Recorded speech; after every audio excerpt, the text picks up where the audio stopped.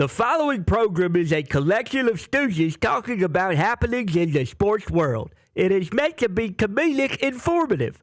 The opinions expressed on this show do not necessarily reflect the beliefs of their peers, their boss, or ESPN. There may be some cuss words because that's how humans in the real world talk. If you are young, please seek permission before watching any further. Hey. Why? Let's go! This show stinks, and the fact that you listen, we are very, very thankful for. McAfee on the line with a gorgeous assist. The all-time leading tackler for the Green Bay Packers. You ping!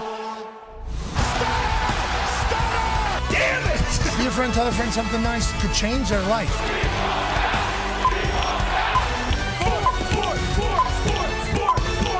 Hello, beautiful people, and welcome to Atlanta, Georgia, the Mercedes-Benz Stadium, the home of tonight's national championship. We're live on this massive Monday. Football is wonderful, and we're lucky to be celebrating it for numerous hours live here at Mercedes-Benz Stadium, obviously the home of tonight's national championship, as Notre Dame looks to become a national champion for the first time since 1988, and the Ohio State Buckeyes are looking to get to the top of the mountain once again. A team that had to watch Michigan do it just a year ago and then lose to Michigan this season, lose to Oregon, now has an opportunity to potentially call themselves world champions, national champions, the best team to take the field this season. The road to this game tonight has certainly been an awesome one. I've been incredibly lucky to be a part of it every single Saturday with College Game Day. We went through Texas, we're up in Oregon, obviously across the north and the southeastern part of this beautiful country, and tonight we crown one champion that'll get rings and banners and stories told about them forever. Will it be Captain Jack Sawyer, Will Howard, JTT and that Ohio State Buckeye team, or will it be Riley Leonard, Jeremiah Love, Xavier Watts, Marcus Freeman, and the Notre Dame Fighting Irish? We got a heavyweight fight here in Atlanta, and we're incredibly lucky to be on the sideline for that game for our field pass on ESPN2. I'm obviously not alone here, and there's a lot more than just a college football national championship happening on this particular Monday. Obviously, it's Martin Luther King Jr. Day. Hope you take a moment to celebrate that and everything about what our world and our country can be and is hopefully heading towards. It's Inauguration Day up there in Washington, D.C. A new era is beginning in our country. There's a national champion tonight, and the NFL's divisional round is coming off a record-breaker weekend.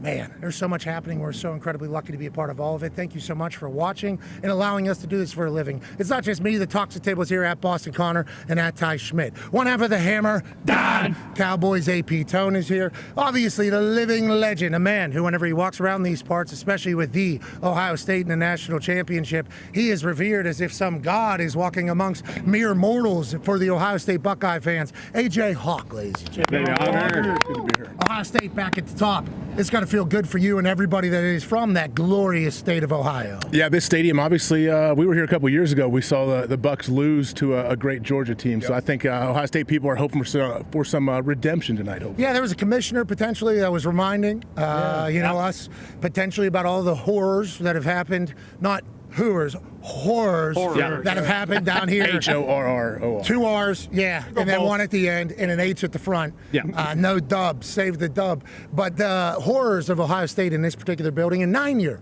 NFL vet, one of the smartest minds in all football, Darius J. Baller. Hey, D-Butch. D-Butch, it's great to see you, and it is an honor to tell you that football is the greatest sport that has ever existed. Divisional round weekend had record-breaking numbers. ESPN has just reported that the Chiefs-Texans game had 32.7 million viewers. That is the most watched NFL game on ESPN in the history of the network. And the reason why people were tuned in is because the Chiefs is still the Chiefs. Patrick Mahomes is still Patrick Mahomes. Travis Kelce is still Travis Kelce. Andy Reid, especially with a bye week, is still Andy Reid coming off a bye week, let alone Spags and Tobe, the special teams coordinator. But in a massive moment, Travis Kelce and Patrick Mahomes are going to make plays. Travis Kelce has cemented himself in postseason folklore. He is now a leader in receiving yards. He's going to become a leader in everything if he continues to play after this season, which all signs are indicating he will. He had his best game by far this season, up over 100 yards receiving. Obviously had a touchdown where Patrick Mahomes did something absolutely filthy, falling forward, diving, hitting Travis right in between the 8 and the 7, which will be a massive part of the conversation today after the divisional round. And then with the fireworks going off behind Travis Kelce, with his lady in attendance sitting next to Caitlin Clark. It was a magical day for the Kansas City Chiefs. But the conversation of this particular game, everywhere, everybody is seemingly saying that at the beginning of those games over there, when they sing the national anthem, what they should be saying is, the home of the Chiefs. Oh. They're calling them cheaters. Yeah, they are. They're saying the refs are working in Patrick Mahomes' favor. They're saying that all the bullcrap calls that we hate about football seemingly always go in the championship's favor. How come Patrick Mahomes always getting these calls everybody else isn't getting? Lamar Jackson, who we will certainly talk about later, he got hip drop tackled on his sideline super late. No call at all. This comes right after a game where Patrick Mahomes was seen flopping on the sideline, which everybody say you can't do that. If you're going to be the face of football, you can't be flopping around like that. You can't be taking advantage of the situation that you are, Patrick Mahomes. Houston Texans, hell of a season. Thank you for representing the AFC South. But the Houston Texans, I think Joe Mixon and many others, even Coach D'Amico Ryan said, you know it's going to be when you're playing Chiefs, okay? You know it's going to be. No, what does that mean? We all just have come to understand that the refs are going to help the Kansas City Chiefs. That is seemingly the narrative that everybody's bought into. If you're a Chiefs fan, you say, hey, sorry, ball bounces our way. If you're the rest of the NFL, you're certainly going to be finding reasons to hate the team that's gone back-to-back as Super Bowl champs and looking to do something that no team in the modern era has done, which is win 3 straight. But it has got loud. And Troy Aikman was basically, I'm done with it. Awesome. This is bullshit. All of it. I don't like any of this stuff. The calls are crap. They're trash. I don't like the way they're calling this game. I don't like the way Patrick Mahomes trying to take advantage of it. And I think as that continues to happen, maybe the refs will have a little better eye on it all. Maybe they'll be able to stay focused. But this is what happens when you're at the top of the mountain. This is literally how it goes. Now, the Chiefs obviously move into the AFC Championship. Congrats to them. That is absolutely awesome. KC. One half of the hammer, Dahn Cowboys. Who they going to be playing over there? Another dream matchup in the AFC Championship. Yeah, another dream matchup. They were playing the Buffalo Bills, and everyone expects me to absolutely destroy the Baltimore Ravens. I am not going to do that today. Really? No, because if I were to do that, if I were to blame Lamar Jackson, or if I were to blame Mark Andrews, I would be a loser, according to Dan Orlovsky. I saw that Dan Orlovsky said if you watch that game and you want to blame Lamar Jackson for the loss, respectfully, you're a loser. Oh, respectfully. And he said if you want to watch that game and you want to blame Mark Andrews, respectfully, you're a loser. Wow. So, Tony, you don't want to be a loser in Dan Orlovsky's eyes, because if you're a loser in a loser's eye, I mean, that's... Bingo. I mean, that's trying to say it, but not that Orlovsky's a loser. Wow. I didn't mean that. Yeah. That came out wrong. I didn't know that. But that is the sports media world. Somebody's going to get blamed, and that is kind of how it immediately works. We knew this was going to happen with this Bills-Ravens game. The loser was going to get some terrible things said about him, even though both of them have had an absolutely wonderful season. The Buffalo Bills, though, I think I forgot, as somebody that picked the Baltimore Ravens, I forgot that all they need to do is just win this game. It's not about, like, can they win every game? It's not like who's more dominant, who's more spectacular. Him dropping it off to the tight end in the middle of the field, okay, you got it. Shakir making some big catches. Yep. Then they go empty backfield. Who's tackling the 6'6", 240-pound guy who's used to the snow? All they had to do was prepare for one team in one situation. I think the snow helped them, even though Baltimore's no stranger to the cold weather. And in the third quarter, the Baltimore Ravens, they come out, they do AFC North football. Pound, pound, pound, pound, and it works. Yes, it did. First half, I think they had like 21 yards rushing with Derrick Henry. Then in the third quarter, I think they had 70 yards in one drive alone. Derrick Henry, Patrick Ricard, the offensive line just pounded that Buffalo Bills team that only plays nickel. They're too small. They're not going to be able to handle it. Then they have a 2-point conversion. What do? They throw it. They throw the ball. Yeah. And there's a couple different times where there's been 5, I guess, 2-point conversion attempts this season for the Baltimore Ravens. Derrick Henry's got the ball, and none of them, not a single one of them, has Derrick Henry got the rock. Now, that is going to be judged. That is going to be picked apart. But this Buffalo Bills team, wagon. And I think a lot of us forgot about that. Yeah, the Bills team is a wagon. Obviously, Josh Allen, Lamar Jackson was the battle of the MVPs. The Guardian Cap boys were awesome last night. Taylor Rapp had an interception. Then DeMar Hamlin, he was the one who got Lamar's leg on the fumble where Von Miller took it back.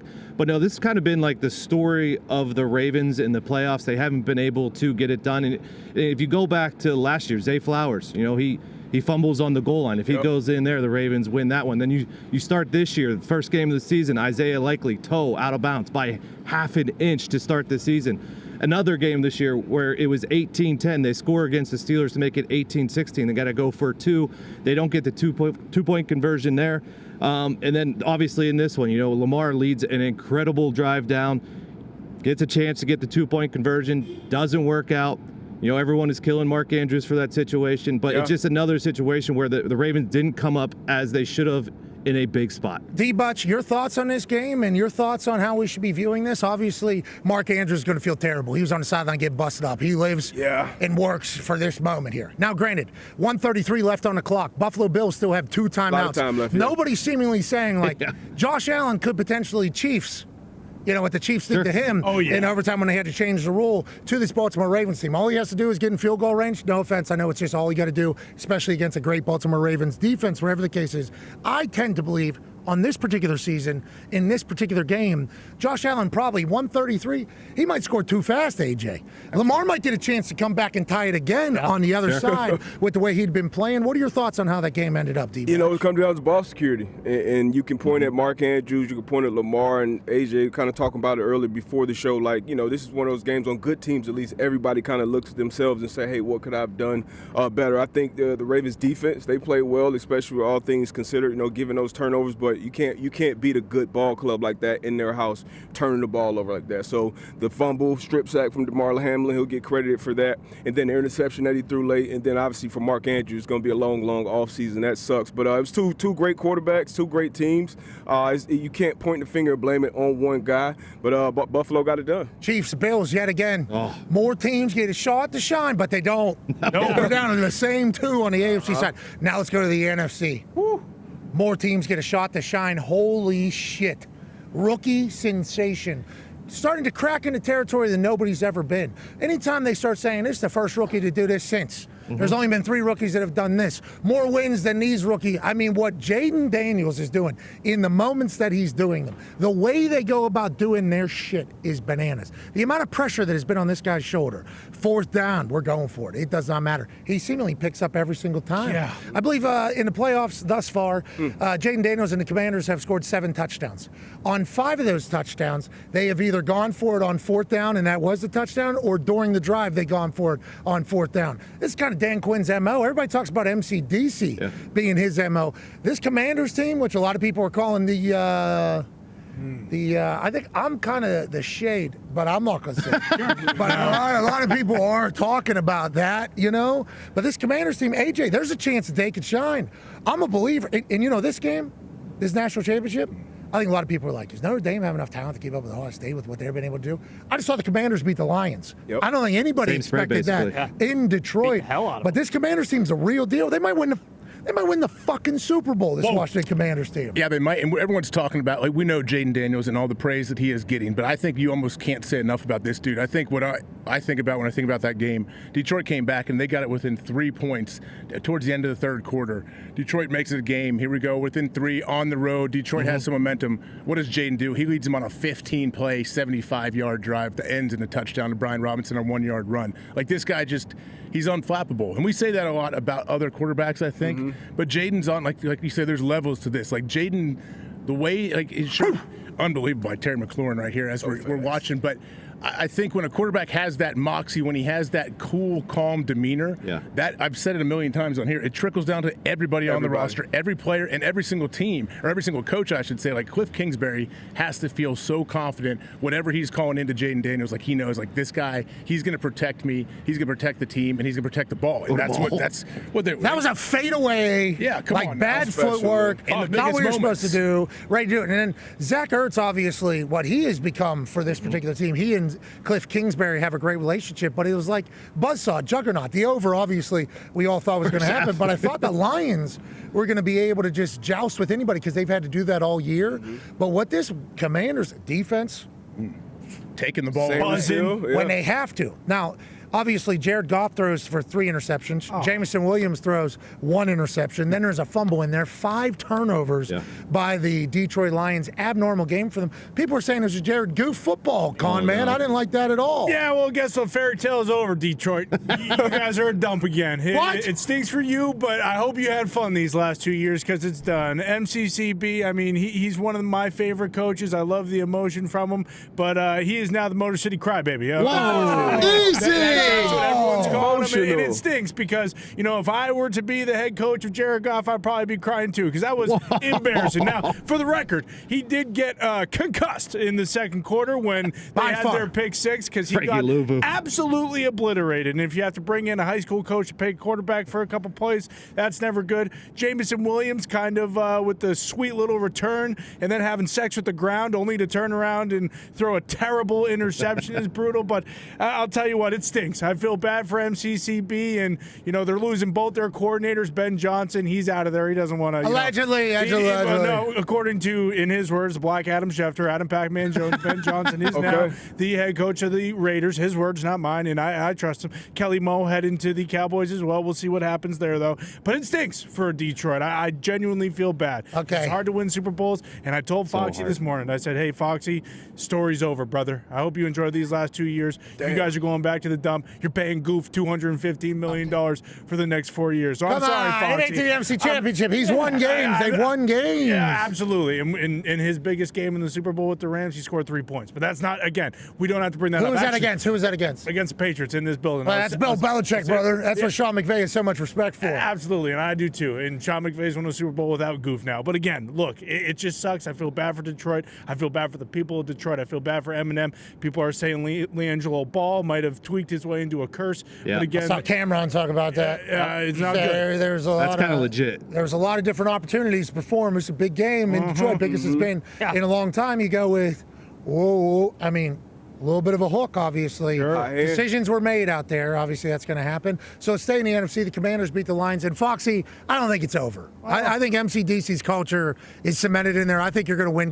NFC North's going to be tough going forward. Having to rebuild and reclimb and reinvigorate, reignite, remotivate, renegotiate. I mean, there's a lot that has re-sign offense and defense coordinator. We'll find out here in a second. There's a lot that the Lions are going to have to do, but I think MC/DC's got to figure it out, right? Or are you heartbroken? I'm heartbroken. I'm heartbroken, but I trust MC/DC. But everything you just said is why I am so heartbroken. It's going to be so hard to have that season again. It's going to be so hard to have this team go in and try to win a Super Bowl. Expectations have never been this high, and we played our worst ball at the most important time of the season. Oh, no. Golf wasn't good. Coaches weren't great. Defense got exposed. It was, I mean, as a fan of a team that has gone 0-16, that wasn't heartbreak. That was just embarrassing. But this one was so heartbreaking. Worse than the NFC Championship game last year. And to have to redo it all again, be the ones, it's just going to be so hard. And I'm bummed out. You should be bummed out. We're all bummed out for the entire city of Detroit. And, didn't even win a playoff game. Foxy's big dream there for a long time was 9-7, win a playoff game. 10-6, win a playoff game. That's what he wished for his entire life. They didn't even win a playoff game. 15-2, no playoff game. Had a home field advantage, could have throughout the entire millions. Millions of more dollars coming to the city for another game. Instead, they lose. Need it. MC/DC is going to motivate. Well, we don't need to take shots at the city. They're going through it. You're right. MC/DC is going to remotivate and get the crew go. And then who are they going to be taking on in the NFC Championship? The Washington Commanders will be traveling to where? The nation's first capital, D-Butch. This Philadelphia Eagles team is an absolute wagon. In that weather yesterday, it was obviously Matthew Stafford's Matthew Stafford. Yeah. Mad respect. Big Oos, Puka Nacua has an incredible catch. Matthew Stafford has a couple no-lookers. The snow seemingly didn't affect him except for the turnover when he was going to go try to hand the ball off or whatever the case. But that Philadelphia Eagles offense, that Philadelphia Eagles team, in that snow, that weather, feels like it was set up for them to go. And Saquon's sick. gone. Anytime he gets the rock, there's an opportunity. And now it goes through Philly. So you talked about those elements. Who knows what the elements will be next week? Obviously a familiar opponent with the Commanders coming in there. It's be their third time facing off. But all the things that AJ talked about with Jayden, as far as the confidence you have, it's the same thing with 26. Like Jalen Hurts, he comes out and throws for 130 yards. And you got a guy like this who you can hand the ball off to. And you know, as a defense, he went for over 250 against the Rams back in week 12. So as a defense, you're keying in on 26 all throughout the game. First quarter, breaks a 62-yarder to get him out in front. And then in the fourth quarter, he breaks a 70-something yarder to make him go up 2 scores. So you know 26 is going to get the ball outside those tackles. Once he hits the gap, once he breaks a tackle on that second or third level, he is out the gate to take it home. So when you have to deal with this run game on offense and then obviously Philly, what they have on defense, monsters all up and down that roster. I mean, Howie Roseman, he's done an incredible job putting this roster together. But this Saquon Barkley offseason move may have been the best offseason move of the offseason. And Mara's watching it all, you know, and as Saquon is running down the field, hitting himself in the helmet, I think that's like him saying, like, we knew. Like, he knew. You know, he always knew he was supposed to be in these moments and what he was going to be able to do. The Philadelphia Eagles offensive line, A.Q. Shipley said you can't win. Yeah, he did. Even though you have the greatest offensive line in football, they showcase that you certainly can. Here's some stats I got from Hembo as you read some others on the screen here. Saquon Barkley in the fourth quarter this season, 108 rushes in the fourth quarter, 719 rush yards, which is an average of 6.7 yards per. 7 rush touchdowns, which is an average of 43.7 yards each one. And in 2 games this postseason, Saquon has run it 20 times for 141 yards in the fourth quarter. He's a closer. Verse is also a dog. I'm excited to watch that Rams team, but congrats to the Philadelphia Eagles and all the Johns over there. Maybe Sirianni isn't a big dumb dipshit, Ty. Oh, maybe. You know, maybe this guy just wins. And again, we can pull up the graphic of him being the, youngest, winningest coaches, quickest to whatever number since he's been in the league. There it is, most wins in the first 4 seasons. There's been a lot of pretty good head coaches in the NFL. Listen, I know this guy sometimes puts his foot in his mouth in his press conference. Okay, it happens. I know sometimes he gets to the game and he's got some John in the crowd calling him a big dumb dipshit to his face. And he can't help himself. He can't help himself. He's a Philly guy at heart. So, he's going to turn around and say, oh yeah, watch this. And then boom, Saquon's taking off for 70 yards. So, I mean, obviously the Eagles are unbelievable. Can't wait for that game next week. Excited for our guy Coop as well, because I know, Oh, Coop. Shout out, Coop. Oh, Coop. Exactly. Tell me something, Coop. He's real pumped. He is. Yeah. He should be. As he should. I mean, Go Birds. This seems real deal. AJ, you think they got a chance? What do you think, AJ? You like the Eagles next week? I do. I love the Eagles. I love Saquon. I think the Commanders have a good chance to go in there and get a win. Oh, sorry, Coop. Yeah. Oh, wow. No offense to Coop. I love Coop. Everything that he has done. Kick his ass, Coop. Unbelievable resume. His IMDb page is pretty legit. But I think we're going to be in for a barn burner. Joining us now, I think championship games are going to be awesome. Yeah. And shout out to Jayden Daniels just dropping himself right into the spotlight. There's going to be 4 teams left at the end of the season. We're going to be one of them. Jayden, Cliff, Dan Quinn, new ownership. Crazy, Congrats to Washington. You guys should be incredibly pumped. Joining us now, senior NFL insider at ESPN, friend of the program, Michigan man, ladies and gentlemen, Adam Schefter. Hey. Shefty, how you doing, pal? Gentlemen, what's going on? Hey, happy National Championship Monday. Obviously, Michigan was the reigning national champs until tonight when we crowned somebody new. So congrats to you. This is it for you guys, and hopefully you're back next year. Now, let's talk NFL a little bit here, shall we? We chit-chatted about the Detroit Lions, and Foxy said he was bummed out. Here's a clip from today's press conference of Motor City Dan Campbell chit-chatting about his offensive coordinator and his defensive coordinator. MCDC looks incredibly stropped, incredibly jocked. He's in a hoodie, and he says, I'm preparing as if I'm losing both of my coordinators. I'm preparing as if both guys are going to be gone. It's not 100% sure, but he's preparing. Ben Johnson, Aaron Glenn, how quickly should we see a team make a move in hiring them as a head coach, or is there still a full process in this thing, Shefty? They're going to fly here because once the Lions were eliminated, it accelerated the hiring cycle that much more. So you're going to see Ben Johnson get a job. You're going to see Aaron Glenn get a job. I would imagine that both those guys have jobs no later than the middle of this week. Both of them. Wow. And the Lions will lose both their coordinators. We've talked about that before. It's obvious right now. These are the top 2 guys out there right now. in no particular order. Ben Johnson, Aaron Glenn, Ben Johnson. They're going to get jobs. They're going to have multiple opportunities.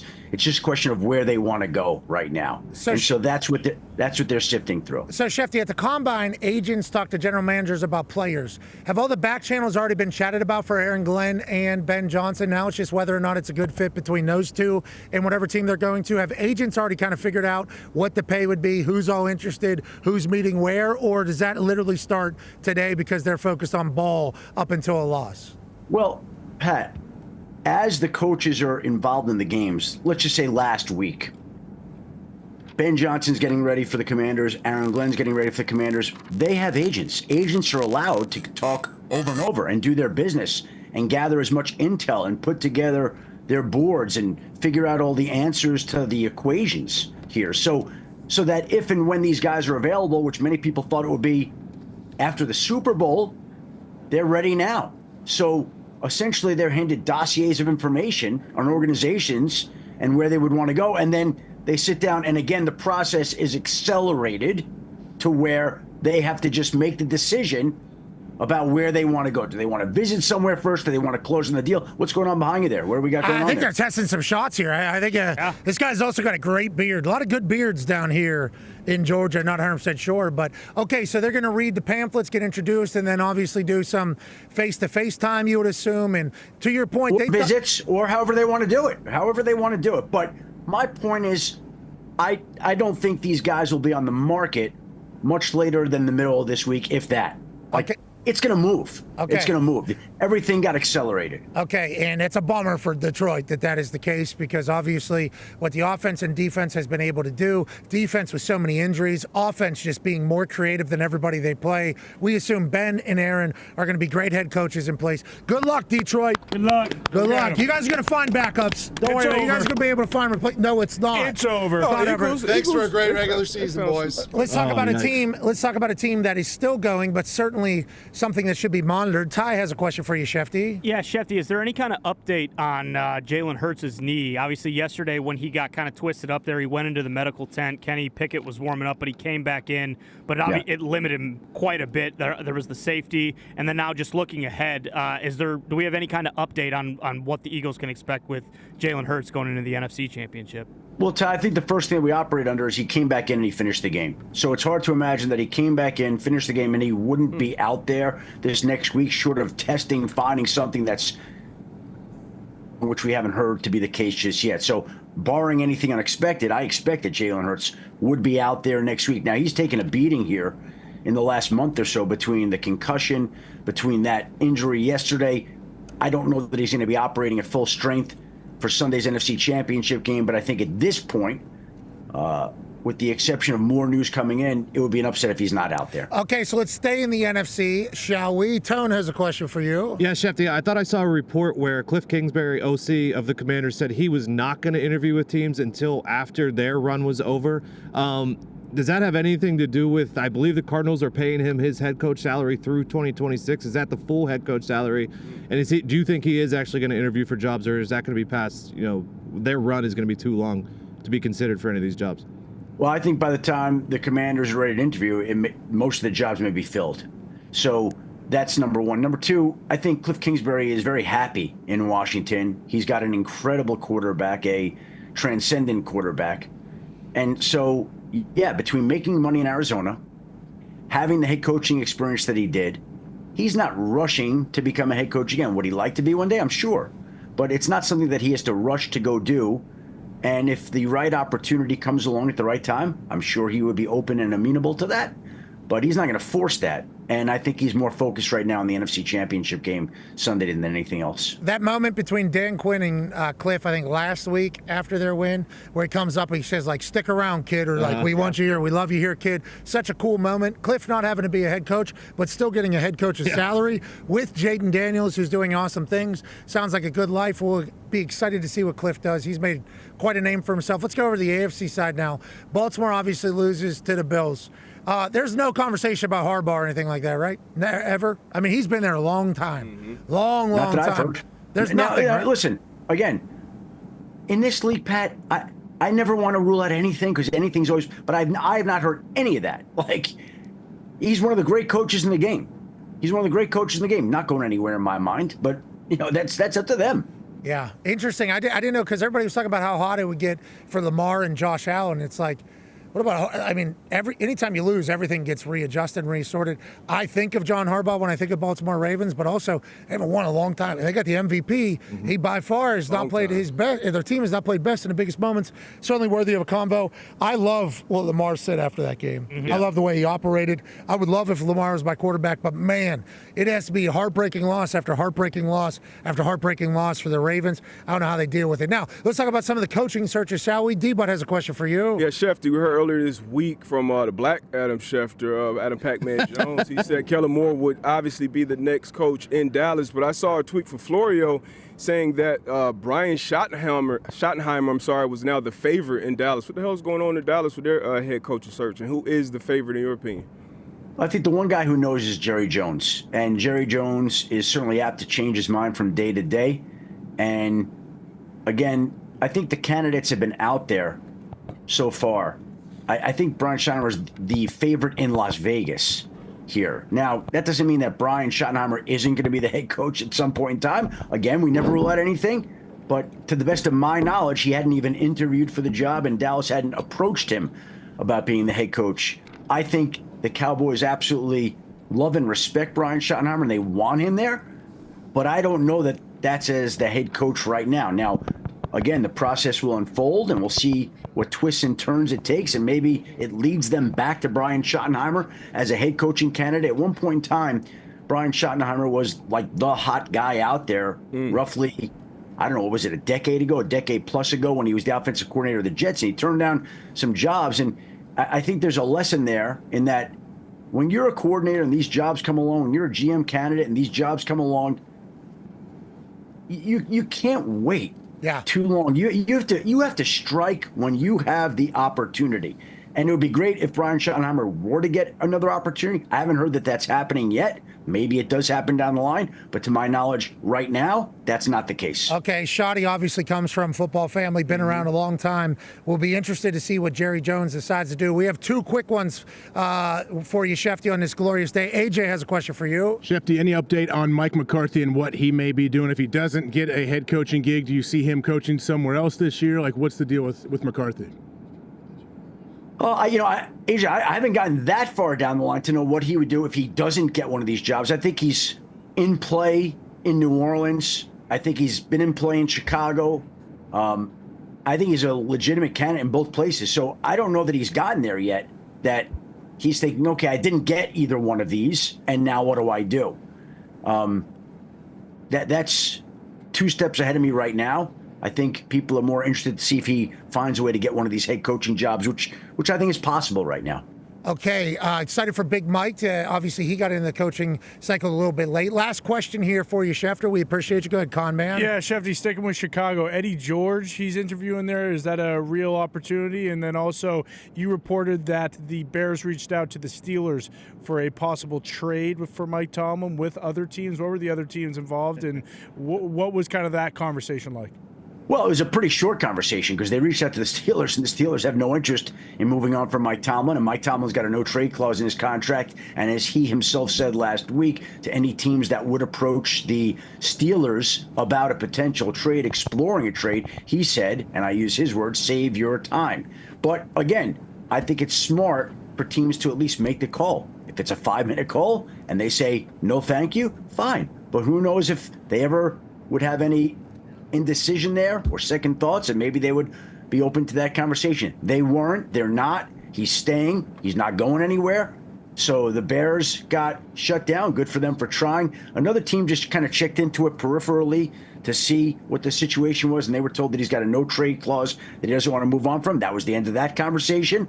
And Eddie George, listen, he's one of the 16 or so candidates that the Bears have had in. He's obviously had a legendary career. He's so jacked. Oh, yeah. Yeah, great character. So you're bringing everybody. Like, you want to hear what everybody has to say. Sounds like the 33rd team's doing some consulting for a lot of teams. We'll interview everybody. That's just the best way, no stone unturned.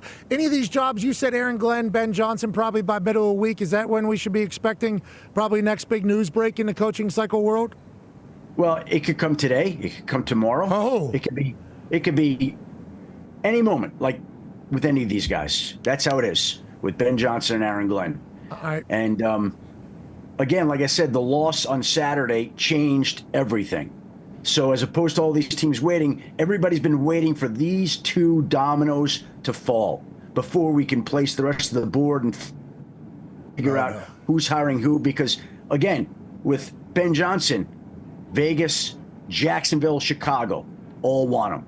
With Aaron Glenn, the Jets, the Saints, Jaguars, all Raiders, all interested in Aaron Glenn. So where's Ben Johnson going? Oh, he's going there? Okay. Where's Aaron Glenn going? And then who does that leave behind as the other three openings? And I put Dallas Big Mike's in its own little category. Yeah, Big right? Mike's. So I think everybody's waiting to get answers here from Ben Johnson and Aaron Glenn before the rest of the coaching board falls. But I think, again, once they go, which I think will be relatively quick, then the rest of the board then falls into place. All right, we appreciate the hell out of you, Schefter, you man. Ladies and gentlemen, Adam Schefter. Hey, Schefter. All right, we go from one legend to a college football Hall of Famer. Ladies and gentlemen, the greatest coach of all time. A man who has won how many of these? 7? 7? 7 of these things?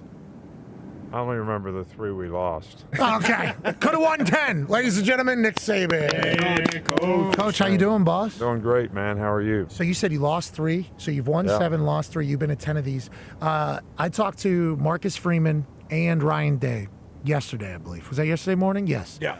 Both very comfortable. Felt like they were both very, very comfortable, both very loose. What do you think they're trying to kind of say to their teams at this moment? Is hey, everything's the same? Or how do you think the coaches are kind of feeling in this moment here, just hours away from the Natty? Well, I think one of the things that I always tried to do was how do you get the team to manage the disruptions of a game like this? Because players get exposed to things they are not used to being exposed to, more press conference, more media, more attention. Peter Herbstreit turnaround. And then the second thing is both teams just came off of big wins.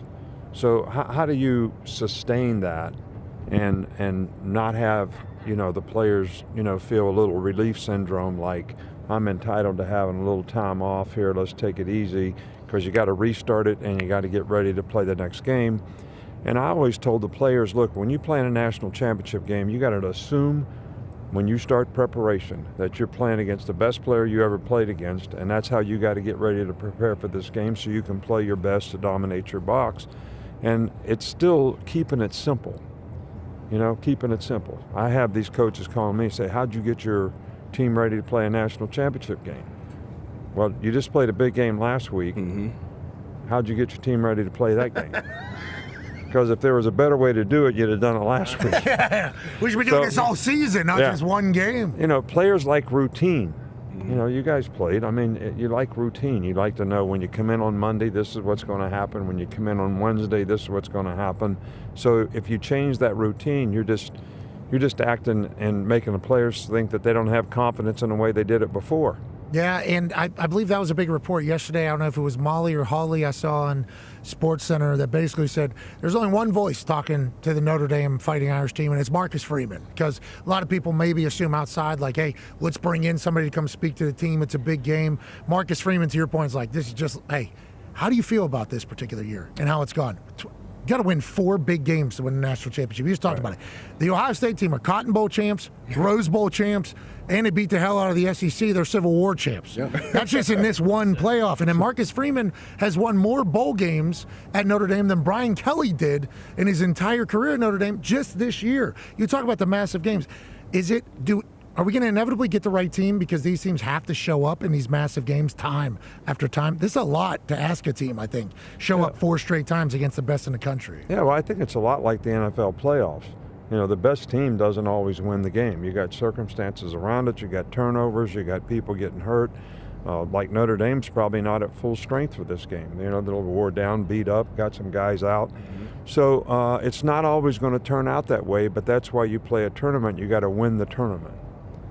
It's not about just the best team winning, as you got to win the tournament. So I who just has the spilled all most over myself. resiliency, That's on me. to do that? I had resiliency there because I just dumped water all over myself. As you were looking, that was a very embarrassing You moment. covered it up nicely. Thank you. I appreciate that. I think people saw me probably just drool all over myself. But yeah, you got to show up. You got to get your team ready to go. AJ has a question for you, Coach. Coach, you mentioned I don't want to bring up any bad memories, but you said you lost 3 of these national championship games. When you went and you self-scouted those losses, were you able to pinpoint anything that you would have changed going back if you could do that, or say the next year if you got back that you realize, okay, this is a speed bump that we don't need to, we got to figure out to not do that again?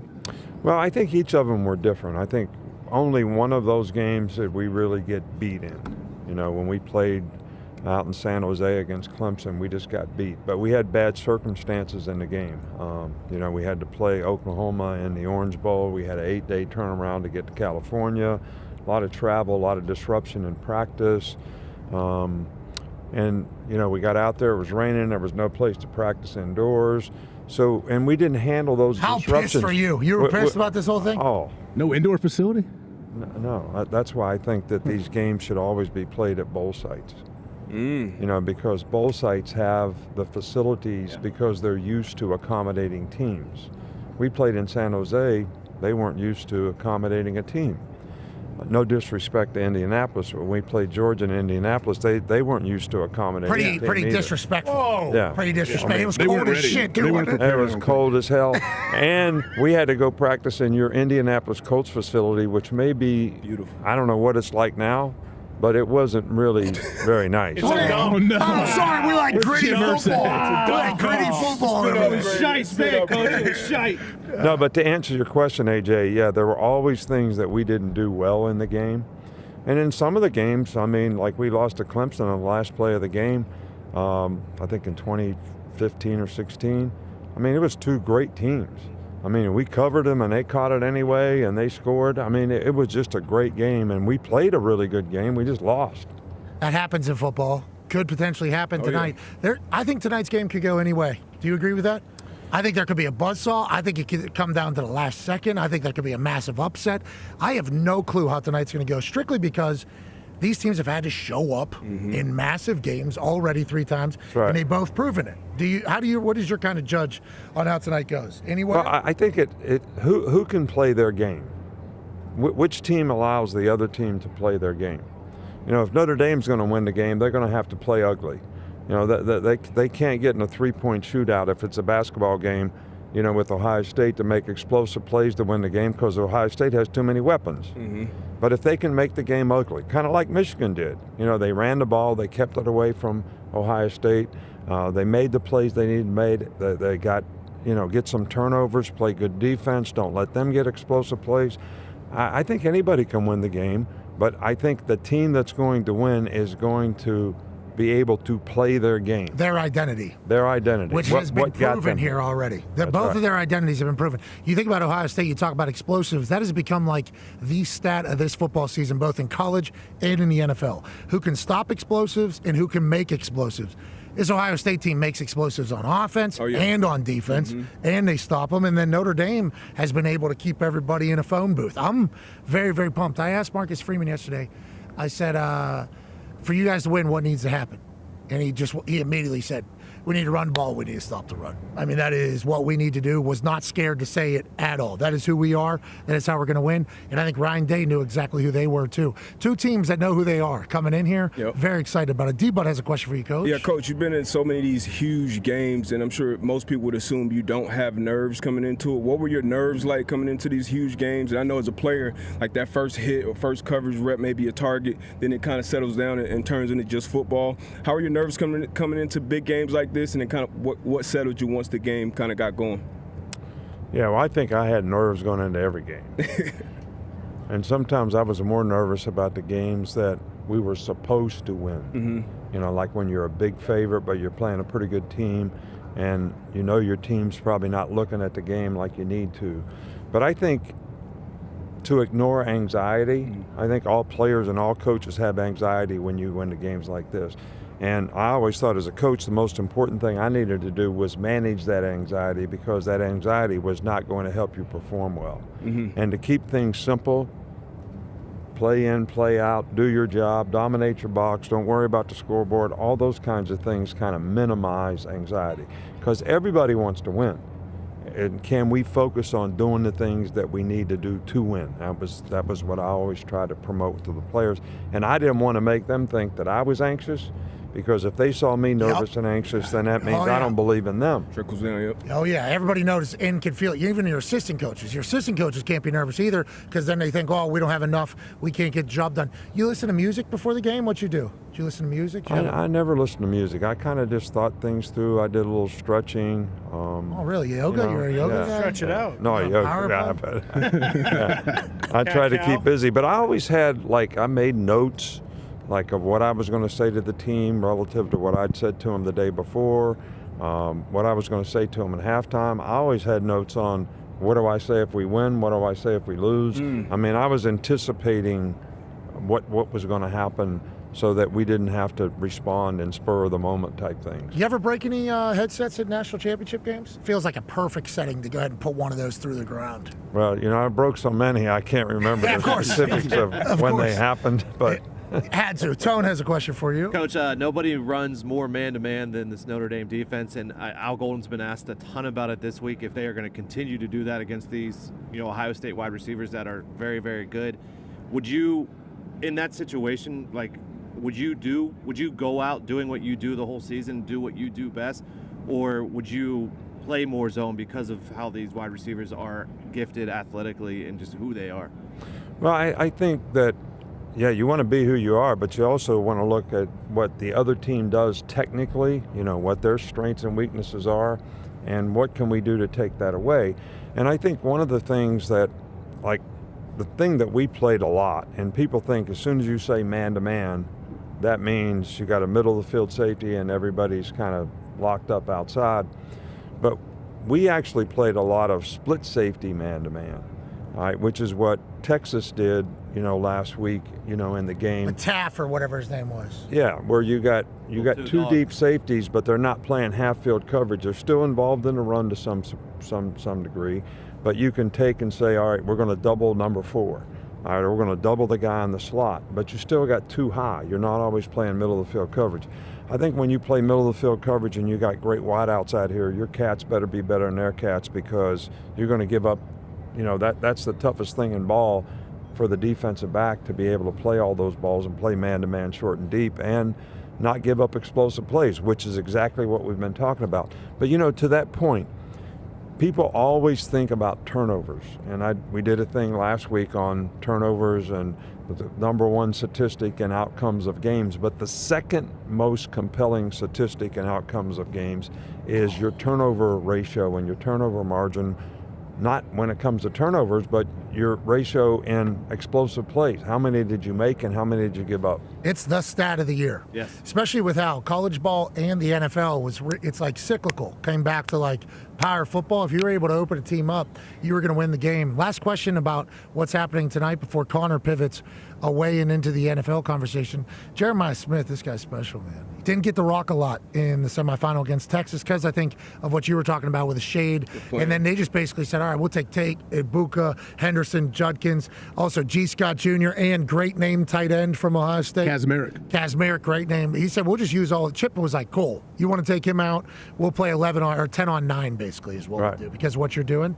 In the modern world that we're in, he's going to have to get the ball right. I was thinking about this because, Jeremiah, I know who your cousin is, Geno Smith, West Virginia legend. Sure. Mm-hmm. They don't want to get you the ball there? Okay. What's that? What are you doing? You're lobbying? I see where you're going here. No. Come on, Gino. Let's not even say West Virginia, but let's just say the amount of people in college ball that immediately afterwards will be like, they don't want to give you the ball there. That's the world we're in right now. And Jeremiah's best football player in the country. I mean, that is by far, and he still has to play 2 more years of college ball. It's like, is that something that plays into Chip Kelly's mindset? Like, we got to feed this guy just to keep him happy? Or how do you feel that gets treated? And is Jeremiah Smith going to get his plays anyways, regardless of it? Well, I don't think there's any question if you're the offensive coordinator, and I think Chip Kelly's one of the best play callers.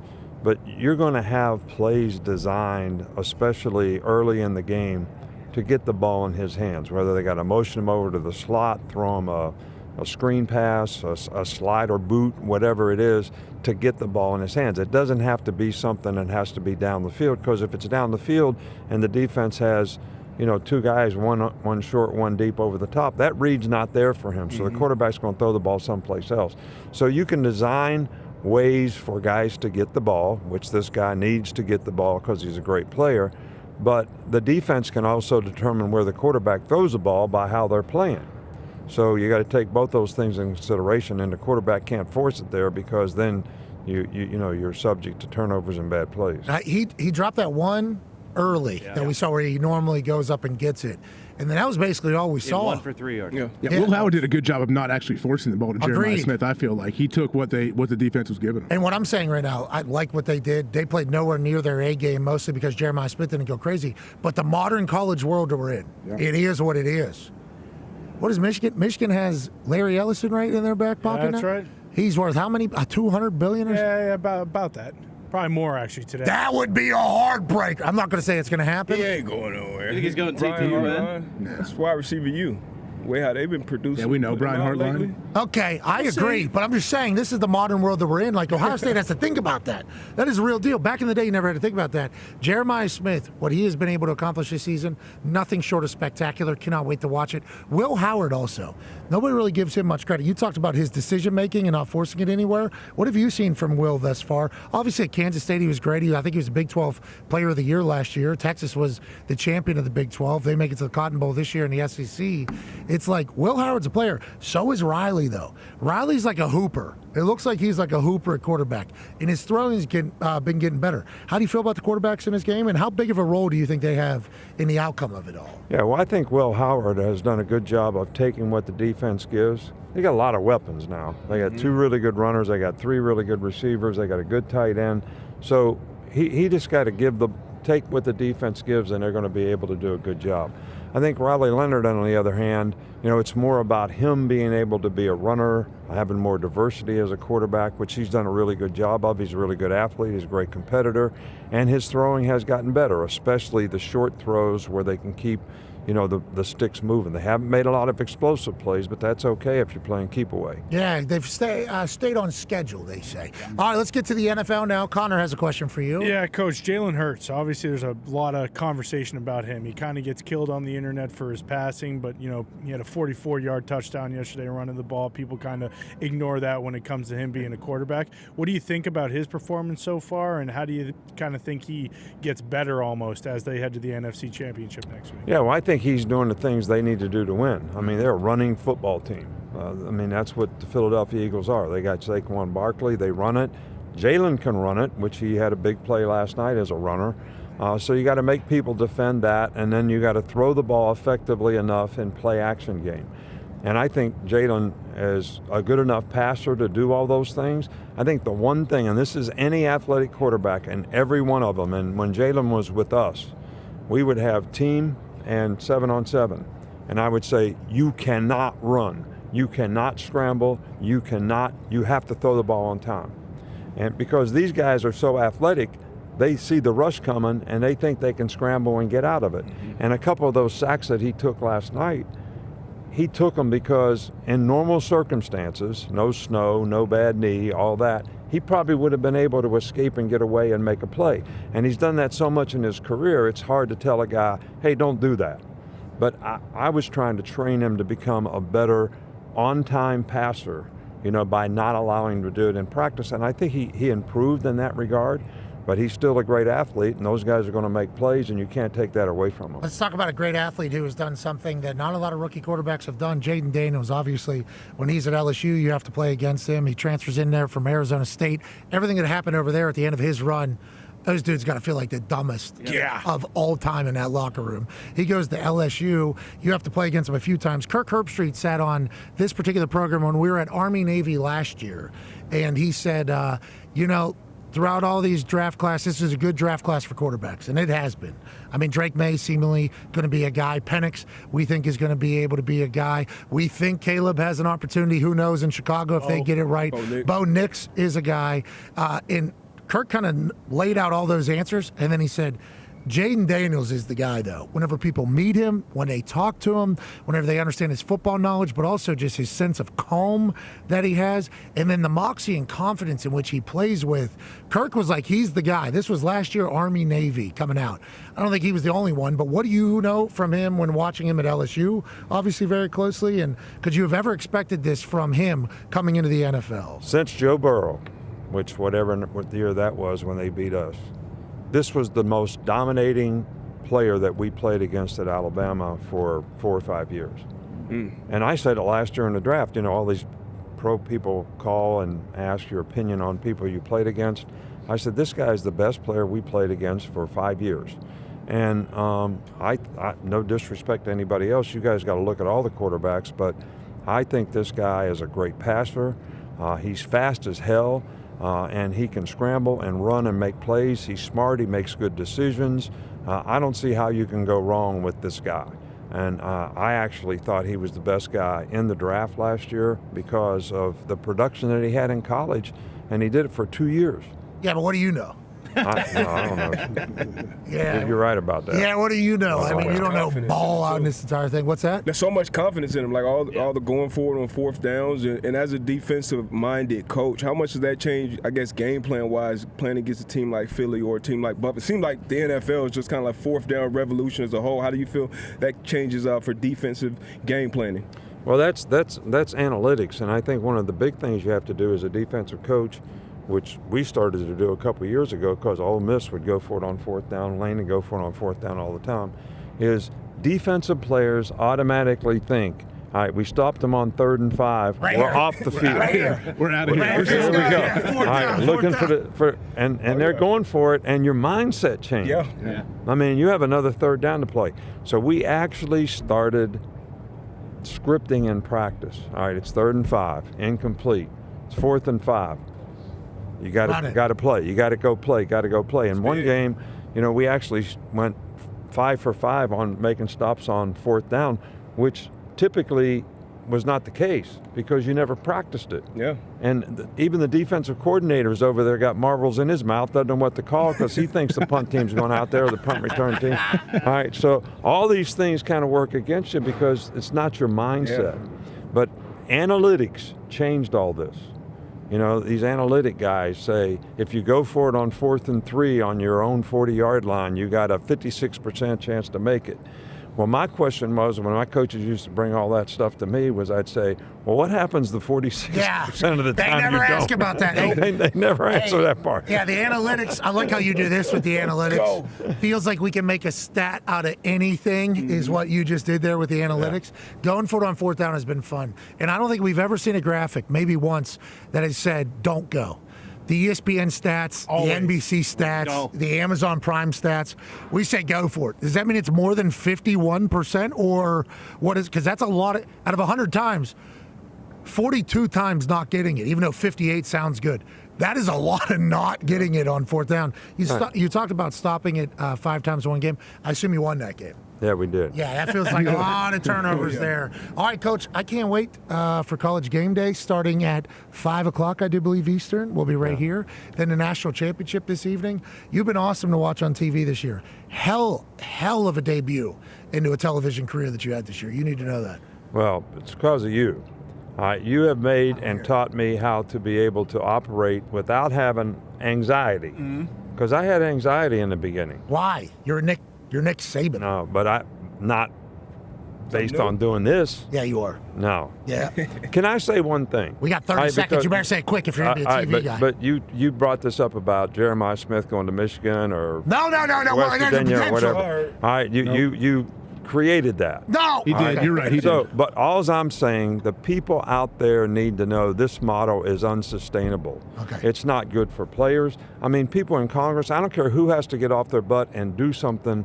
Players need to get compensated, no doubt, but it has to be done in a way where we, some kind of way have competitive balance. Yes. You know, that every school has the same thing. One school can't spend $30 million for players while another school's spending $3 million. Agreed. You're the one that's going to have to fix it. Hour 1 wrapping up here from the National Championship. We're live at 5 Eastern. We'll see you on the other side.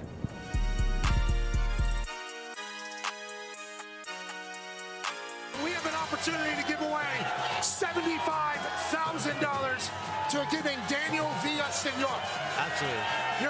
floor, correct? Yeah. What is your major? Civil engineering. Okay, so what's that mean? What is civil engineering? I don't really know. Have you ever kicked a ball before? I have. When? Were you a soccer player? Soccer player, yeah. Okay, how were you at kicking soccer balls? Pretty good? I was okay. I was good. Have you ever said anything negative about football kickers? Maybe once or twice. Daniel! Damn, Daniel! We don't need that! You make a field goal here from 33 yards uphill. You're the civil engineer. You'd have to tell me, I think it's about a 40-yard kick. If you're able to do that, we will give you $75,000. All right. He's got no laces. Yeah, what do we got going here? Can we get a shot of shoes? What time? Hey, a shot of the shoes. Daniel showed up in his Vans with no laces. What time did you get here for this? About 11:40 last night. You need a lot of power. Good luck, Daniel. I'm not feeling it. Not feeling it.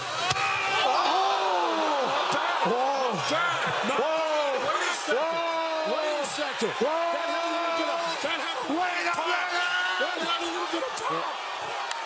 Just like everything this morning, that was a surprise. We did not expect that. Let's go. We got to do one more shot. One more kick for $100,000. You got this, dude. Let's go. How about this, Daniel? How about this, Daniel? Not only is this one for $100,000, if you make it, we'll add another $100,000 to the $500,000 donation we're about to make from College Game Day to the hurricane relief. It could be $600,000 if you make this, with $100,000 going into your pocket. Daniel, this is bigger than you. Let's make a kick, bro. Way to overcome the shoes here. That was a heck of an effort. Come on, you got this. In Berkeley, California. You got it. Oh!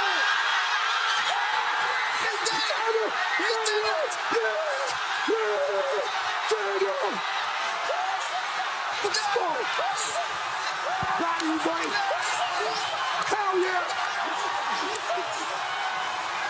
Great job. Damn, Daniel. Damn, Daniel. All right. What just happened? Are you kidding me?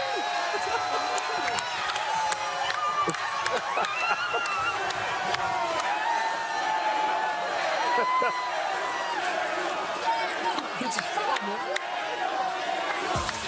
11:40 he was there. I know. $600,000 to hurricane relief. $100,000 to Daniel. What a morning in Berkeley. The following program is a collection of stooges talking about happenings in the sports world. It is meant to be comedic informative. The opinions expressed on this show do not necessarily reflect the beliefs of their peers, their boss, or ESPN. There may be some cuss words because that's how humans in the real world talk. If you are young, please seek permission before watching any further. Hey, let's go. This show stinks, and the fact that you listen, we are very, very thankful for. McAfee on the line with a gorgeous assist. The all-time leading tackler for the Green Bay Packers. You pig. Be a friend, tell a friend something nice could change their life.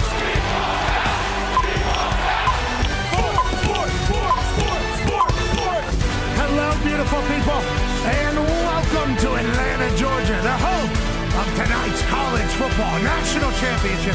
It's January 20th. Hour 2 of the program starts now. Football! It is wonderful. We're so lucky to be here. We are just joined by the great Coach Saban, who's won 7 of these, but he has lost 3 of these, which he says are the only ones he thinks about. That's a shame. I hope he has a little bit of happiness. He's been fantastic on TV, and we told him as such, because whenever you have something like that, you need to let those people know.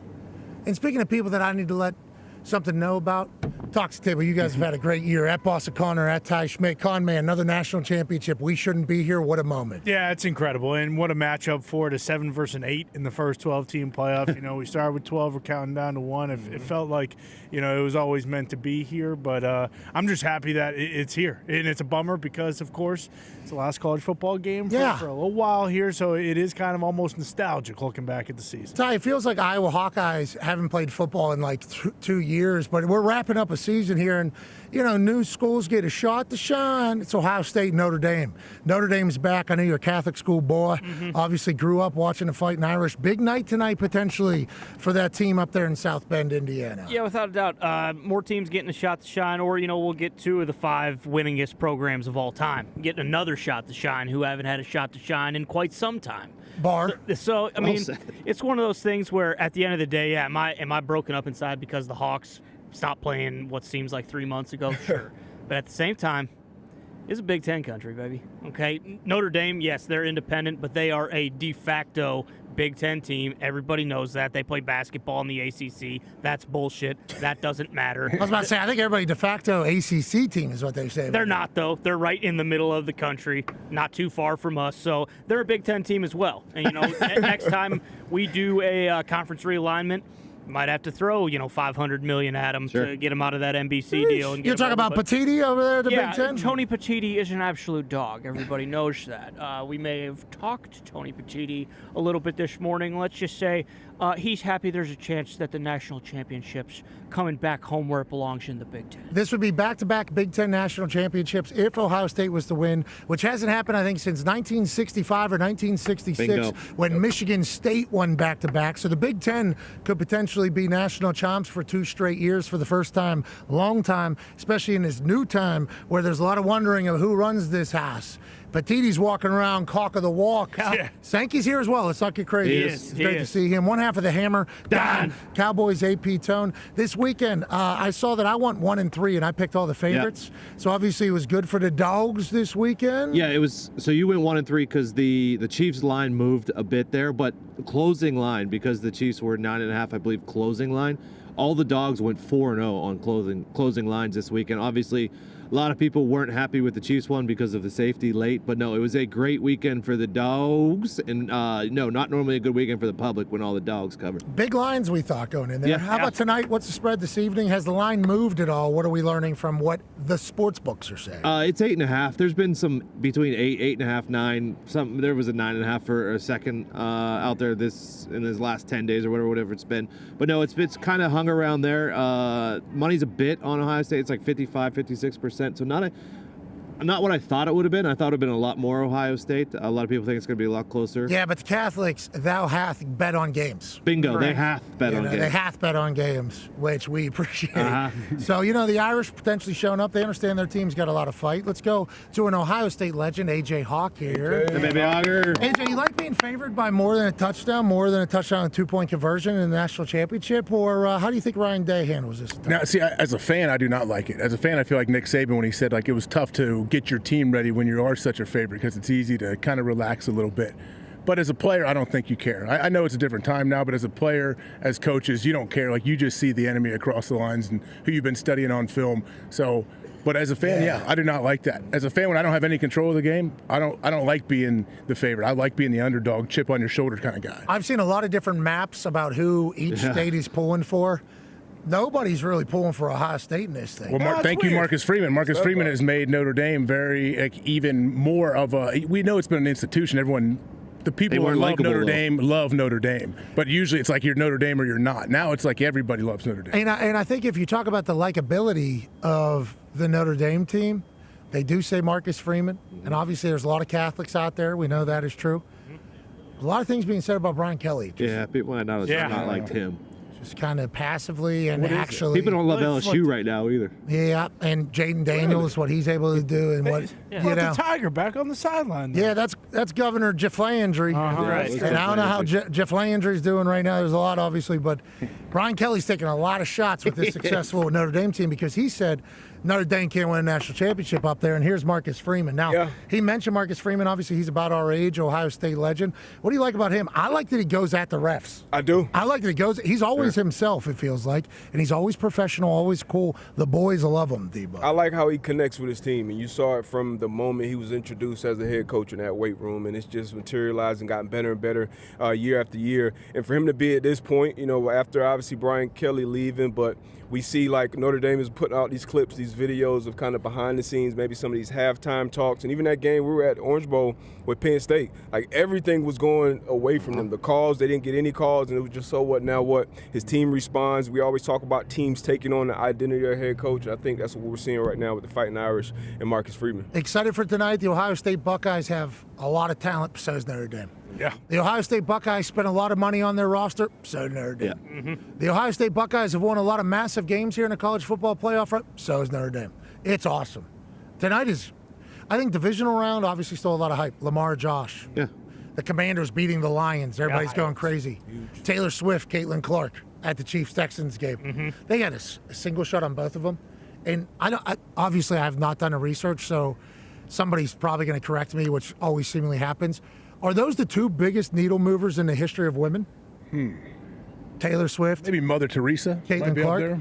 I doubt Mother it. Nature. Technology wasn't around really moving as the much. needle. Mother Nature watches the Weather Channel, I guess. These are the two biggest needle movers in the history of women, I think. Yeah, people will only argue Rihanna and Beyonce. Madonna, they'd probably throw her in as well. Serena Williams. Okay, so then those people would all be competing against Taylor, and I think Taylor would be. I think the Swifties, Taylor's one. I think Swifties would be very comfortable going to bat against Beyonce, Rihanna, Madonna, the whole thing. No doubt. I think they'd be very comfortable. So then you think about Caitlin Clark. She's the biggest needle mover in the history of Serena. Yeah, Serena. Serena, maybe. Serena's up there. Sydney Sweeney. Yeah, She's not in sports. No, in sports. But I understand what you're saying. She's a needle mover. She's doing some commercials. Yeah, Dr. Squatch. I saw that. Great commercials. I saw that. She's a genie. I saw the whole thing. So, I mean, you They're got popular. You got Taylor and Caitlin sitting next to each other.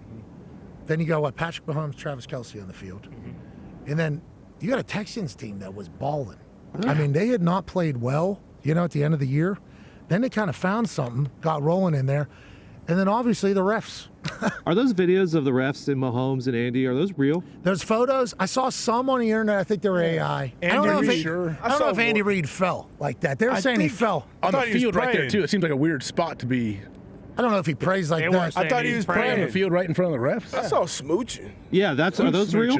I don't think that was real. I do appreciate the fact that we're at the point where technology is so easy to kind of utilize.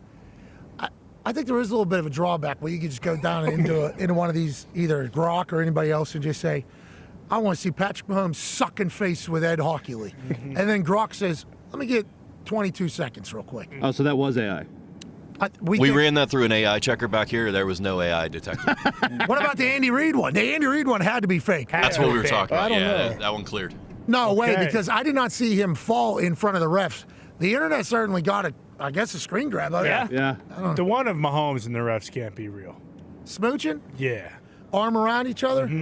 Little tongue in there? That wasn't even the worst one I saw on the internet yesterday. That's going to make the internet difficult. Yeah. It's going to make you can't believe anything. You either believe everything or you believe nothing.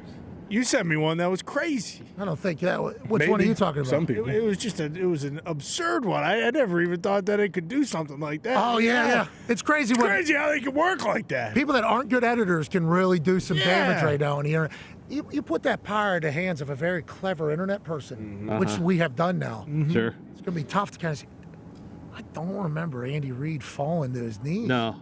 But you look at that screen grab a couple times, it's like, well, who would have? Hold on. It could be Grok or Mr. GPT or Mrs. GPT. Yeah. I do apologize. Stepped in a hole. Too much access. 32.7 million viewers in that Chiefs-Texans game. That's huge numbers. And I was watching that game with my wife. She was hoping Travis would score, so, Yeah.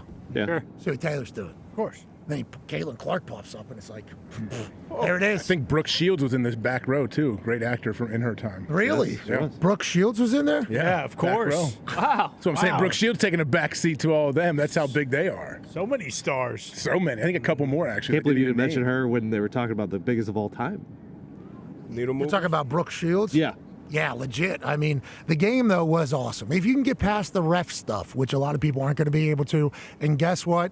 Next game, you're going to be able to find something that the refs do for the Kansas City Chiefs that you're going to say that the refs are on their side. This is what the New England Patriots had to deal with for a long time. I don't like Patrick Mahomes flopping around on the sideline, but let's also remember, Patrick Mahomes just had a newborn. Okay, the guy's probably not sleeping. He's making decisions he wouldn't normally make. Patrick Mahomes understands he's a dog, understands he's a face of football, understands he can do plays like that on a team that's about to do something that's rather historic, and he can't be flopping around on the sideline. He just had a newborn. Yeah. You can't be doing that. Can't be looking like you're an NBA guy. That was tough. Can't have it. Obviously, Troy Aikman wasn't happy, but Patrick Mahomes running on about 35 minutes of sleep. What do you think this guy's doing? That's why a little bit early, he was a little bit off his game. Missed a couple. He was like, oh, I'm playing football again. And he snapped right back into it. The people are saying the refs were helping him snap back into it, though, weren't they, Connor? Yeah, big time. And some of the calls you could argue for sure. I mean, the Will Anderson one to start was egregious, especially because it was a third down and they ended up going on to score on that drive. And then there was another one later on where it was a 15-yard penalty. I think that is the biggest thing. But that was the only game, too. People were bitching about the Bills' Keon Coleman pass interference for the Ravens yesterday because Keon Coleman in the corner were hand fighting. It actually looked like Keon Coleman pushed the corner. Yep. Tony Romo said, that looks like a good call to me. And Gene Steratore immediately came in and said, no, Tony, that was a terrible call. But again, that happens in every game. It's just the Chiefs that gets amplified. Well, the consistency, too, is the thing. Like, that game, that's all getting called. Then we watch Bills, right? There's nothing getting called. Bingo. Literally nothing getting called. Free for There all. was like 4 late hits, very clear late hits, and refs like, up we go, boys. We're going to keep it rolling. Speaking of keeping it rolling, I don't know if you've been watching football this weekend. Under Armour launched a banger of a commercial involving Jesus Christ and a comedian that wasn't allowed on Saturday Night Live. Hey, God. It's me, Shane. I haven't been here in a while, but I have a pretty big prayer for you. Notre Dame's in the national championship on Monday. I know you know, because you've been with us the whole time. A couple weeks ago, that field goal, I know you had a lot going on, so that was pretty chill. You took time to help us with that.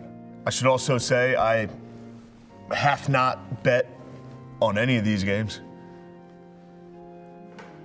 All right, I half bet, but going forward, if Notre Dame wins, thou will not bet on games for a month, a couple weeks.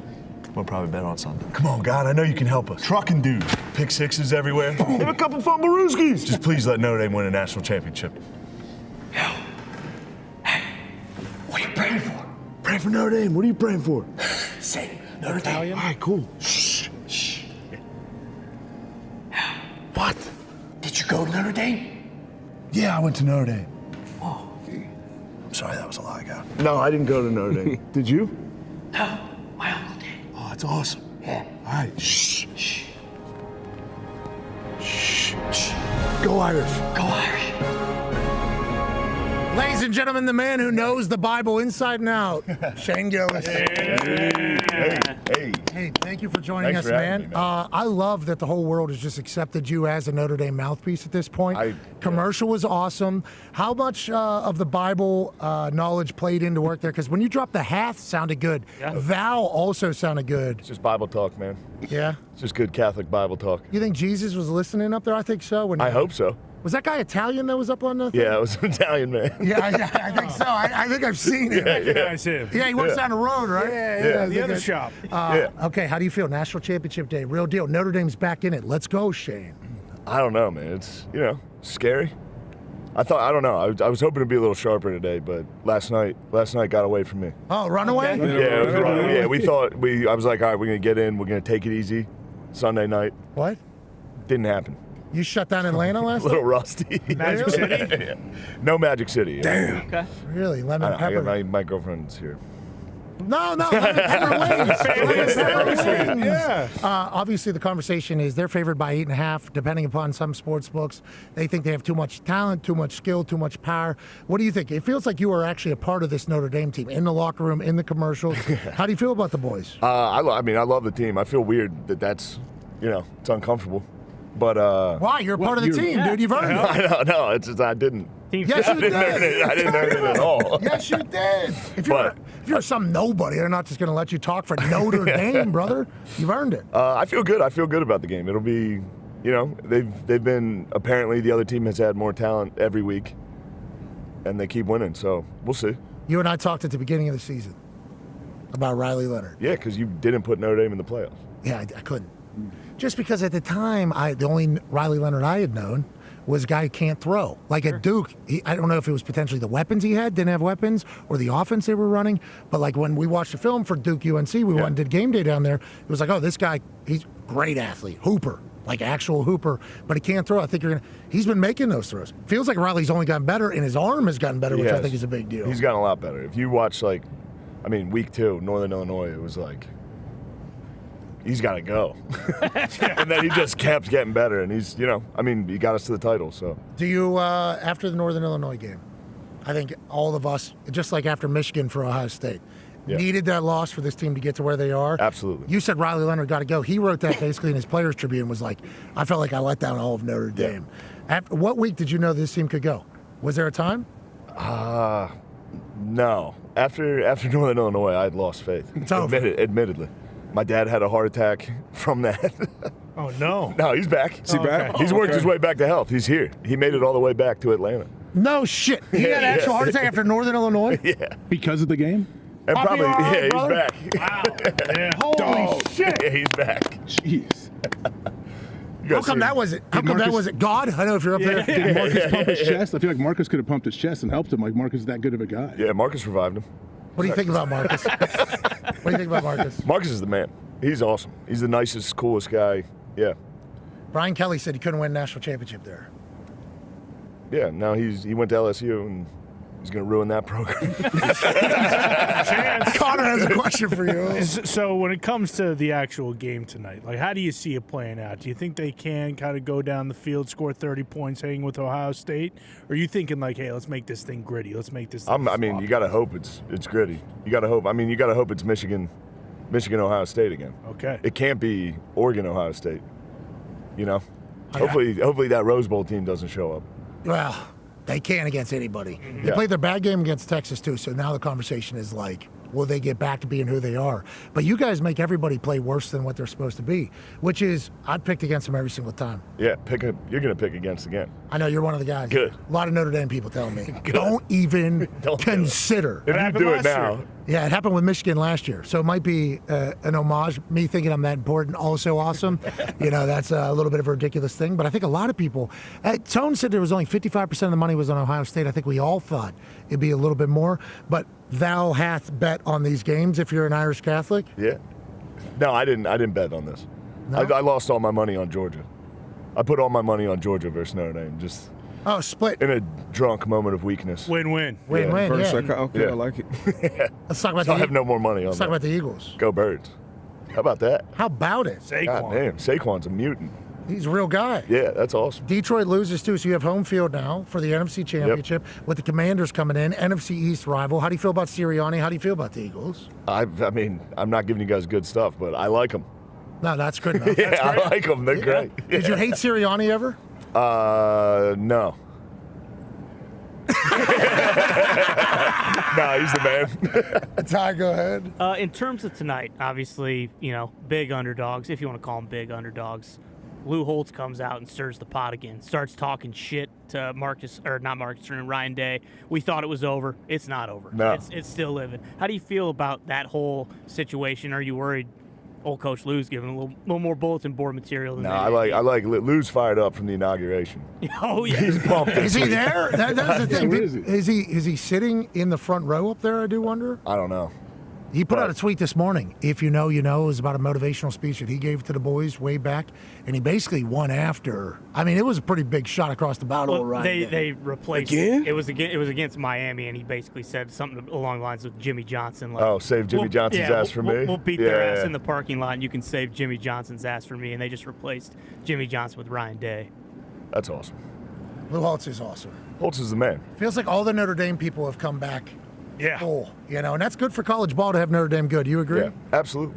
You started a war with Saban by saying, now everybody could do it. The North is going to rise. Yeah. The North is back, dude. But it does feel like that. Big Ten could go back-to-back national champs. Notre Dame has won, 3 bowl games already pretty much this season. Yeah. And you guys have massive support. This isn't ending after this season, Marcus. No, it's not. It's just the beginning. But, I saw Saban up here. I was back there hiding. I was like, oh, shit. I was trying to figure out whether or not we should link you guys. No, I don't think he would. I don't know. You guys have to link. Has to happen, yeah. Yeah, I would. I thought we were joking. Yeah. Me too. I would've, yeah, you tricked me. No. You did that on purpose. I did not. I was on 80 milligrams? I thought everything was good with the fucking college football playoff. No, man, I think Saban's pissed, dude. And I'm like, I don't think. What? You're like, no, he's not mad. I was like, I know he's mad. He's pissed. At this point, you should just choke slam him, or you guys should get in the ring. No. Not in the Hall of Fame. There's no reason to choke slams. You got to go one way or the other. It feels like it's not getting settled. You two would get along. I'd love to get along with Coach. But until then, let's win a national championship. Let's get a title today. Yeah, D-Bud has a question for you, Shay. I want to ask you about, obviously you had a bit of a runaway last night. Do you have two plans tonight? Or is it win or lose, you booze? Or you win the natty, you're out in the town? Or you lose? What's the plans post-game tonight? I mean, it's going to be win or lose, you booze. Okay. It'll be a sad loss. That'll be a rough drunk. How do you feel about the booze intake? You feel like you're doing a good job? I've got it under control. Is this an Adderall day? I'm good. No Adderall. We got focus today. We got to stay. That helps. No, Adderall would just, I'd be drinking. I'd be off. Okay, so you got tire season 2 coming up this spring. Any more Under Armour commercials? How's that come together? No, that just came together last week. They just reached out and we're like, we have an idea, and then McAfee, who writes and directs everything I do, he came up with that idea, and he was doing it. He was like, I was just sitting there, knees killed. That was a long shoot. Oh yeah. And then John was just like, all right, do this, yell this, say this, and I was like, I don't know how this is going to cut together. It was amazing. And it ended up great. Yeah, it's great. I don't. Very rarely do you see the internet just be like, yeah, it's a good one. Yeah, it's a good one. Filmed it in Pittsburgh, and then we knew it. John edited the entire thing on the turnpike on the drive back because they needed it the next day. Okay, so you're at the point now where you've produced enough great stuff like tires and like other things where companies come to you, they have an idea, you say, hey, we're going to do this, we'll get it to you, and they trust it? Yeah. No, they were awesome. They let us do kind of whatever we wanted. Still on tour too as well right now? Still on tour, yeah. I don't know where I'm at next. Whatever. You're in Atlanta, brother, national championship. Yeah. This is all I was thinking about. Pittsburgh. In the moment. Did the arena in Pittsburgh, what was that, 2 nights ago? That was Friday. What are we doing? We working on a new set? We ready for a new hour? Yeah. Just got to do it for another year. Your next show's in Vancouver, going to Canada. Vancouver, hell yeah. Yeah, you're going to do great. Can't wait, I love it. Going to be a national champion potentially. Yeah. We'll see. What do you guys think? I'm hoping. You're hoping? I'm praying for you. I hope it's just a great game. It's just sometimes it's hard to get myself there. I like the Irish. I like the Irish. You like it? I do. Damn, that's nice. Went to a Catholic school. That's good. Worried about that left tackle? No, don't be. Okay. He's a stud. JTT. Jack Sawyer on the other side. You know Yeah, I saw him, yeah. Have you watched film on the Ohio State team? What scares you the most? He's pretty scary. Wideout, Smith. They're scary. They got a lot of weapons. Hopefully their O-line shits the bed tonight. There's a chance. Yeah. AJ has great faith in the Ohio State Buckeyes. I do. I see some pundits saying that Notre Dame is probably going to go for it. Like once they cross the 50, they're going to be in 4-down territory. You think that's going to happen? And do you want Marcus to be like? Do you want him to take chances? We know special teams wise, he's going to do some things to give him an advantage. But you think they're going to take some chances? Yeah, I think they have to. Yeah, he'll take chances. Marcus? Absolutely, yeah. Are you on the sideline with a headset tonight? Are you leading them out? Are you leading them out? No. I'm going to be in. I'll be up here. You know, post game you'll be in the locker room. Could you do? If they win, I'm coming down. If they win, I'm gonna cry and hug my dad. Yeah. My dad's gonna. We're gonna cry. I did hear you say that. It's gonna be very embarrassing. That's not embarrassing. I'm gonna cry a lot. Don't be embarrassed. People are gonna go, you're crying because you're happy. You're allowed to cry because you're happy. Yeah, Don't cry because you're sad. Yeah, MCDC. If they lost and I cried, that would be the saddest. That'd be weird. The most pathetic. No, very emotional. Yes, man, Connor Stallions. Your dad being Jesus Christ with his Notre Dame football team, dying. He's died. He rose again. Then fucking opens the rock, comes out of the tunnel, win a national championship. Probably Marcus's pregame speech is probably going to mention Shane's dad. You know Shane Gillis. My cousin's here too, and we were talking because my whole family's obsessed with Notre Dame, and they're getting old. And if Notre Dame wins this, I think like 3 of my uncles will just let go. They'll go, hey, we did it. They've been hanging on? Yeah, they're hanging on. They're waiting. 1988's last time Notre Dame has won a national championship. 93. They got to count that. Why? What happened in 93? Same record as Florida State. Head-to-head, Notre Dame beat them, and they gave it to Florida State. Okay. I will make sure that is added this evening during the conversations. Yeah. I will certainly make sure you guys. 93. I hate the way the Catholics have been kind of doubted and prosecuted, left out and prosecuted through this entire thing. That's unbelievable. What's that? Hey, some of the things they've done. Like, are you worried that if Notre Dame loses, it's because you went AWOL and left your post at Army? Or You're not worried Jeez, about what's this that guy's punishment. deal? One of the guys was just asking me. He was like, "Do you know this guy? He was at West Point with you." I was like, "Dude, I talked to like 10 people and left. I was there for 5 minutes." Yeah, but we're all very thankful you took the path that you did. We're very lucky. I cannot wait to see your next stand-up special. I cannot wait to watch the next 4 years with you. You know? Yeah. Should be pretty Be good. together, you and me, having a nice time. Well, how often are you gonna, like, I know they kicked you off the show because they found something that you said. Oh, SNL? Yeah. Yeah. Are they? You went back and hosted You're the them. best Trump. You're by far the best Oh, Trump. yeah, I got 4 more years of that. That's what I'm saying. Yeah. Yeah. So how's that work? Are you playing? Is there any of that type of conversation? No, I have no idea. They're SNL's pretty like last second with their hosts, who they pick to host there. Chappelle just did what, an 18-minute? 18-minute to It was start. great. Yeah. It was great. Damn. Yeah. Timmy He's the Chalamet's best. next week, and he's the musical guest as well. Timmy? Yeah, double Yeah. duty. He's gonna do a little Bob Dylan up there. Hey, It was unbelievable. he's good at college ball too. I mean, his picks on College Game Day were outstanding. Yeah, he was good. Did he get any of them right?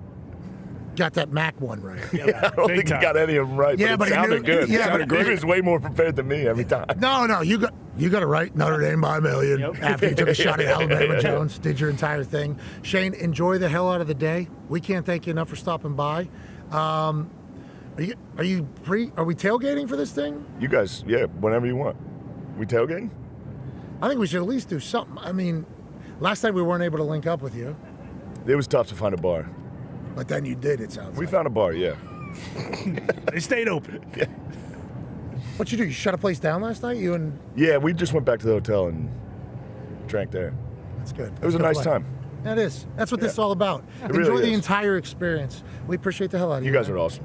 Hey, Seriously, thank you. young Jamie, you and him. Yeah, Jamie's down there too. Oh yeah, where's Wearing a Buckeye jacket? Oh, okay. That is Jamie. Yeah. It's a good jacket. Hey, I thought you two were really going to get into it on Rogan there. Undeniably Did he great give you jacket. points? Yeah. What's that You guys now? were Heard dancing. you guys argue. Yeah. You guys were dancing with some real shit there. Oh, yeah. Yeah, that was a mistake. Synced their stuff. I keep running my mouth on these shows, and I wake up the next day like, oh, shit. I was watching it, then young Jamie would be like, do we want to talk about that? And I'm like, let's go. We can do it. As the clip was starting, I was like, oh, shit. Here we go. Are these two about to dial in? Yeah. But that's college ball, baby. That's what it's all about. And Shane will be watching that. Were you going to join us on the Field Pass thing? I would love to. Okay, we'll figure that out. Yeah, let me know. You're Shane Gillis. They got to let you get down. We'll see. That'll be no problem. Yeah. You're the man. Tell your dad we're happy he's alive. Yeah. Yeah. Hey, we're happy you're alive, man. Good job, Phil. Have an EMT nearby tonight. Him and Brady Quinn, right, almost got into a brawl with people. Yeah, in Ireland, yeah. Yeah. Yeah, Phil was ready to fight. I was the one going, Let's call him down. let's not. Phil's a legend, as are you. Ladies and gentlemen, Shane Gillis. You guys were- Yeah, Thank you. Thank you, Shane. Good luck tonight. Go get him. Hey, good luck tonight. Yeah. Thank you. Hey, we'll see you on the sideline. Sorry about the low energy. No, you brought it. We're still live. We're still live, Shane. Shane, we are still live. Still live. Oh, shit. My bad. My bad. No, not bad. No, don't worry about it, Shane. Don't worry about it. The energy was fantastic. Let's get a couple. Hey, we'll see you tomorrow, or tonight. 93 got to give us that. Yeah. That's the first time I've heard that. Me too. I feel like I should do my research a little bit more. Yeah, I forgot did they like split them back then sometimes? Mm-hmm. Jamie's hair looks amazing. Jamie looks. I love that jacket. Voted on. Man. What's that? Yeah, Florida State obviously got voted in, or they deem a game the national championship, Correct. right? And then I assume Florida State won that game. Notre Dame was not in game, so I assume that is how it kind of all came to be. Mm-hmm. Shane, that dude's in the middle of.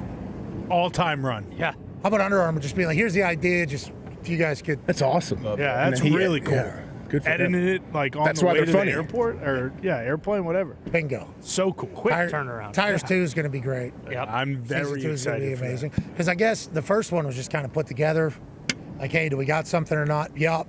This one, like, full on prepare. We need him and Saban to shake hands. Yeah, or just Fight. that'd be a great beef. Yeah. Just to have going forward. Nick Saban and Shane Gillis? Yeah, it's like the two polar opposite people. I don't think we need any of that. All right, let's talk about a hiring that took place in the NFL. Tennessee Titans have hired Borgonzi Paisano from the Kansas City Chiefs as their general manager. So that's one of the jobs that has been filled. Fantastic name on this guy. You know, just like a lot of these GMs, we don't know shit about him. No. we don't know anything about it. Assistant GM, so he's with Veach over there at the Chiefs. He's been in the room where it happens. He knows what you should be looking for. Chris Ballard also comes from that particular building. There's been a lot of people that come from successful teams that get hired into these roles. And the brutally honest truth is this guy could be the worst of all time. He could be. We have no idea. But he's Italian, so he won't be. We assume he's going to be great. We assume he's going to do a fantastic job. Now, Tennessee is now in a situation where the head coach was hired at a different time than the general manager. Are they going to force them together like they have done the last couple times? And how does that end up working out? Tennessee Titans job has been filled. Defense coordinator job for the Atlanta Falcons has been filled as well. Yeah, Jeff Ulbrich. Coach Brick out of the running for the Jets. Oh, yeah, Brick. Now defense coordinator for the Atlanta Falcons with Raheem Morris as the Atlanta Falcons try to do their thing. A lot of jobs still open. Age, which one would you be eyeing, Dahn, if you were one of these potential candidates? What's the best job in your eyes out there that is currently available? The best job, an interesting job when it pops out of me is the Jacksonville Jaguars job. For some reason, I've forgotten that job was even available. I assume they filled that role yet. So that one, I'm curious to see who goes there. But that Raiders gig, like the Raiders, we all know Cowboys is always going to get some pub, but that Raiders job, I want to know what's going to happen there. The best job is the San Francisco 49ers DC.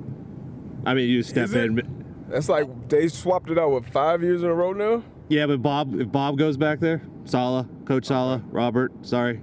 He's interviewing. Made him go by Bob. He still has years left on his contract, so he's going to be getting a head coaching salary guaranteed, much like Cliff Kingsbury is currently with the Commanders. But everybody assumed that Coach Saleh would be heading right back to San Francisco after a year with the Green Bay Packers finishing it up. You say you don't like that job because of the turnover so often. Yeah, I mean, they get guys out of there really, really quick. They do have good players on that side of the ball, so that always helps. But if I'm looking at that list, I still think it's the Chicago Bears right now because you have – I'm still hopeful. I'm still optimistic with Caleb Williams. Obviously, you have to build and get some more stuff going, but I think he's still a talented quarterback. You got talented guys on the outside. So I think that Bears job is probably the best of these right now. Is Caleb Williams addicted to football, working? I think so, right? That was the big thing everybody was saying.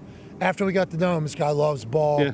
All the noise that we heard surrounding him was more so his team. It wasn't necessarily him. This guy loves football. He loves this because this offseason's a massive one for him. And huge. Obviously, physically, it's a big deal. But learning NFL football is going to be a big combo. Every quarterback, and Shane Waldron's gone. Another offense coordinator's gone. So you're going to have more anonymous sources that have worked alongside Caleb. And Zito, what happened to this guy's wrist? Do we know what happened to his wrist? I believe it was a cyst, and they removed it, and it was a healthy process. Throwing hand still good. Okay, that could have been a part of the entire issue. You got a cyst growing in your wrist while you're throwing it around. But, like, obviously, physically, he's going to have to continue to develop and become in shape and everything like that. But you listen to, the sources that are talking to the quarterback gurus that are on TV, they're like, this guy doesn't have a clue. This guy has basically got to play whatever football he's wanted to play at USC and at Oklahoma. And that was the Caleb shit that we liked, extending the plays, running, doing crazy stuff, throwing strikes, which is like backyard football. Basically, hey, wide receivers, he's outside the pocket, now get open. Yeah. Like in the NFL, you're going to have to be able to understand what the defense is in. You're going to have to know what your first read is, your second read is. You're going to have to play on time.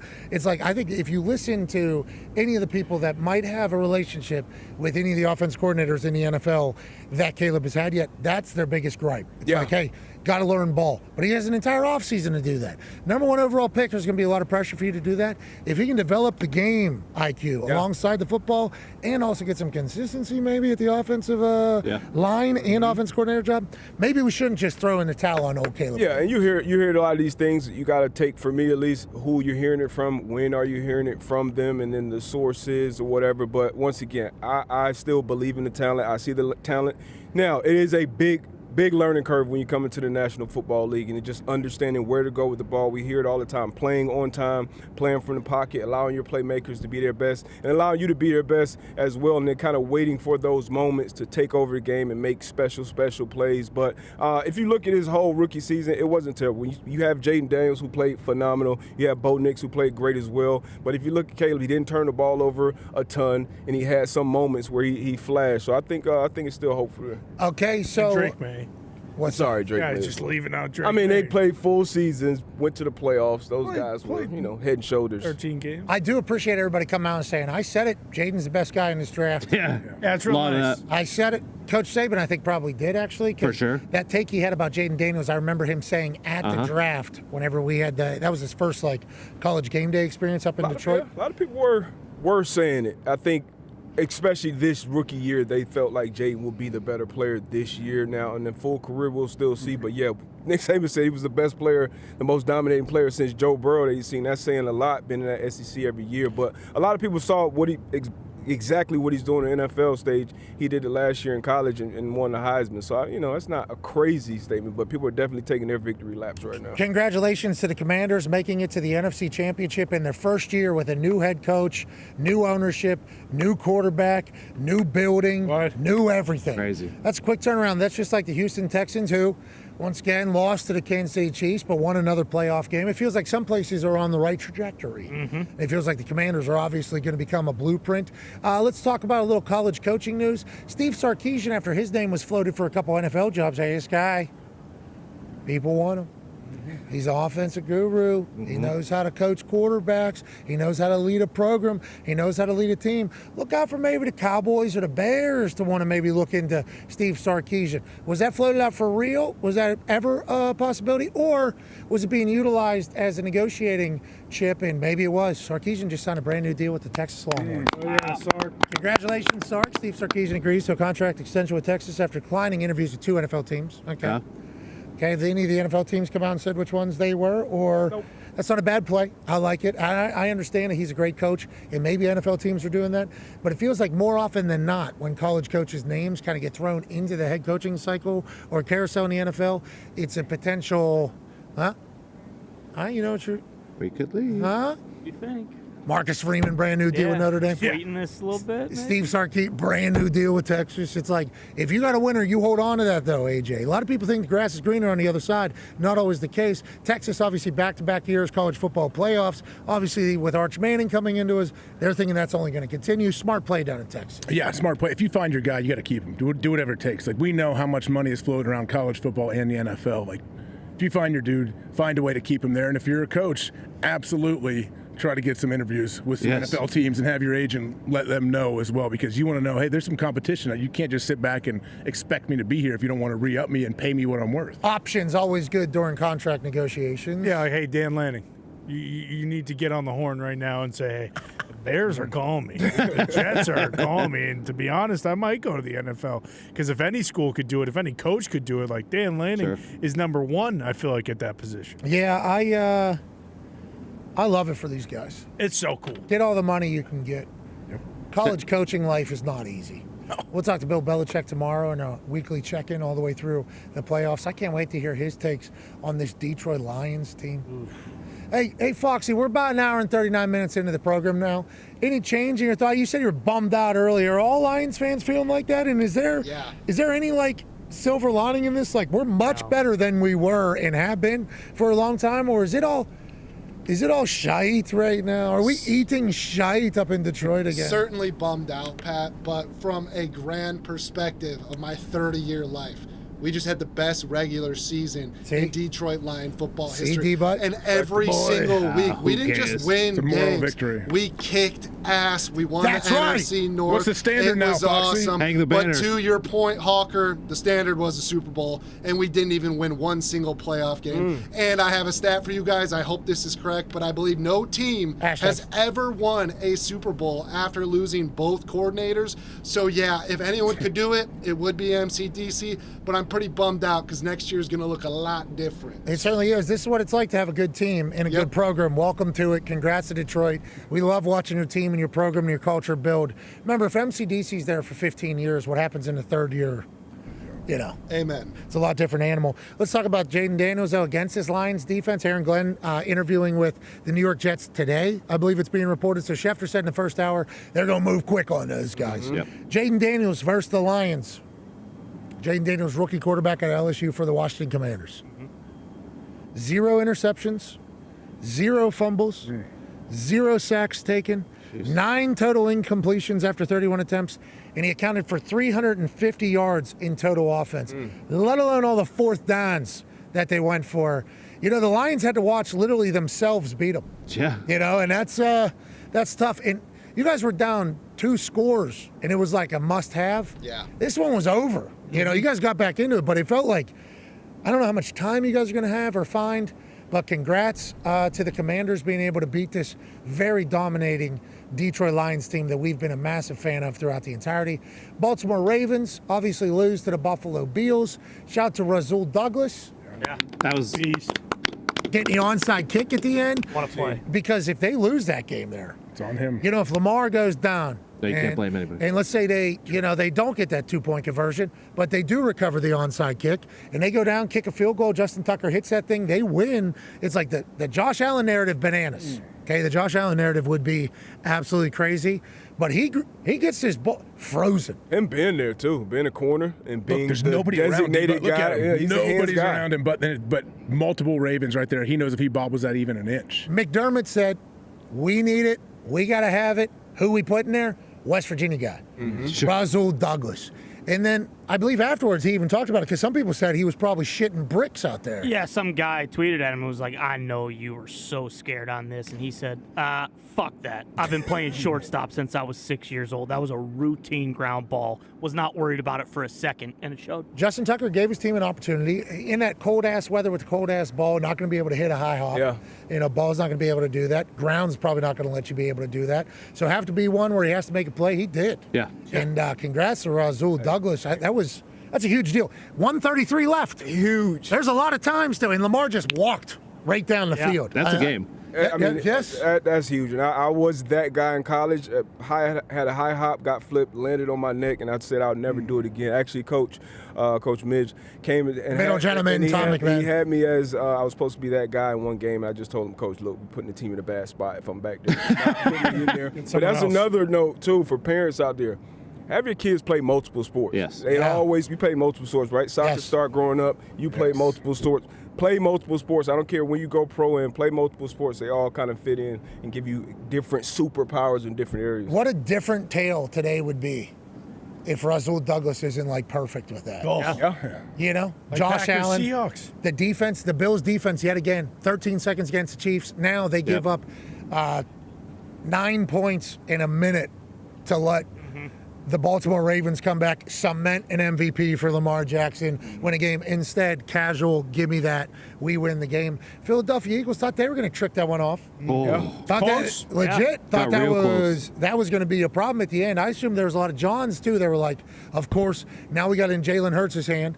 Now we got to kind of end this game. We're not able to do it. And then they go down and score, and now it's a 6-point game. It's like, are the Eagles about to go ahead and ruin everything here for everything they've accomplished? Have a guy rush for 200 yards, have 2 60-plus yard touchdowns in a playoff game, become a record breaker. Are you going to ruin this day and give this game up? They were close. The Los Angeles Rams could have won this game very easily, and I think that's good news for the Eagles' grit.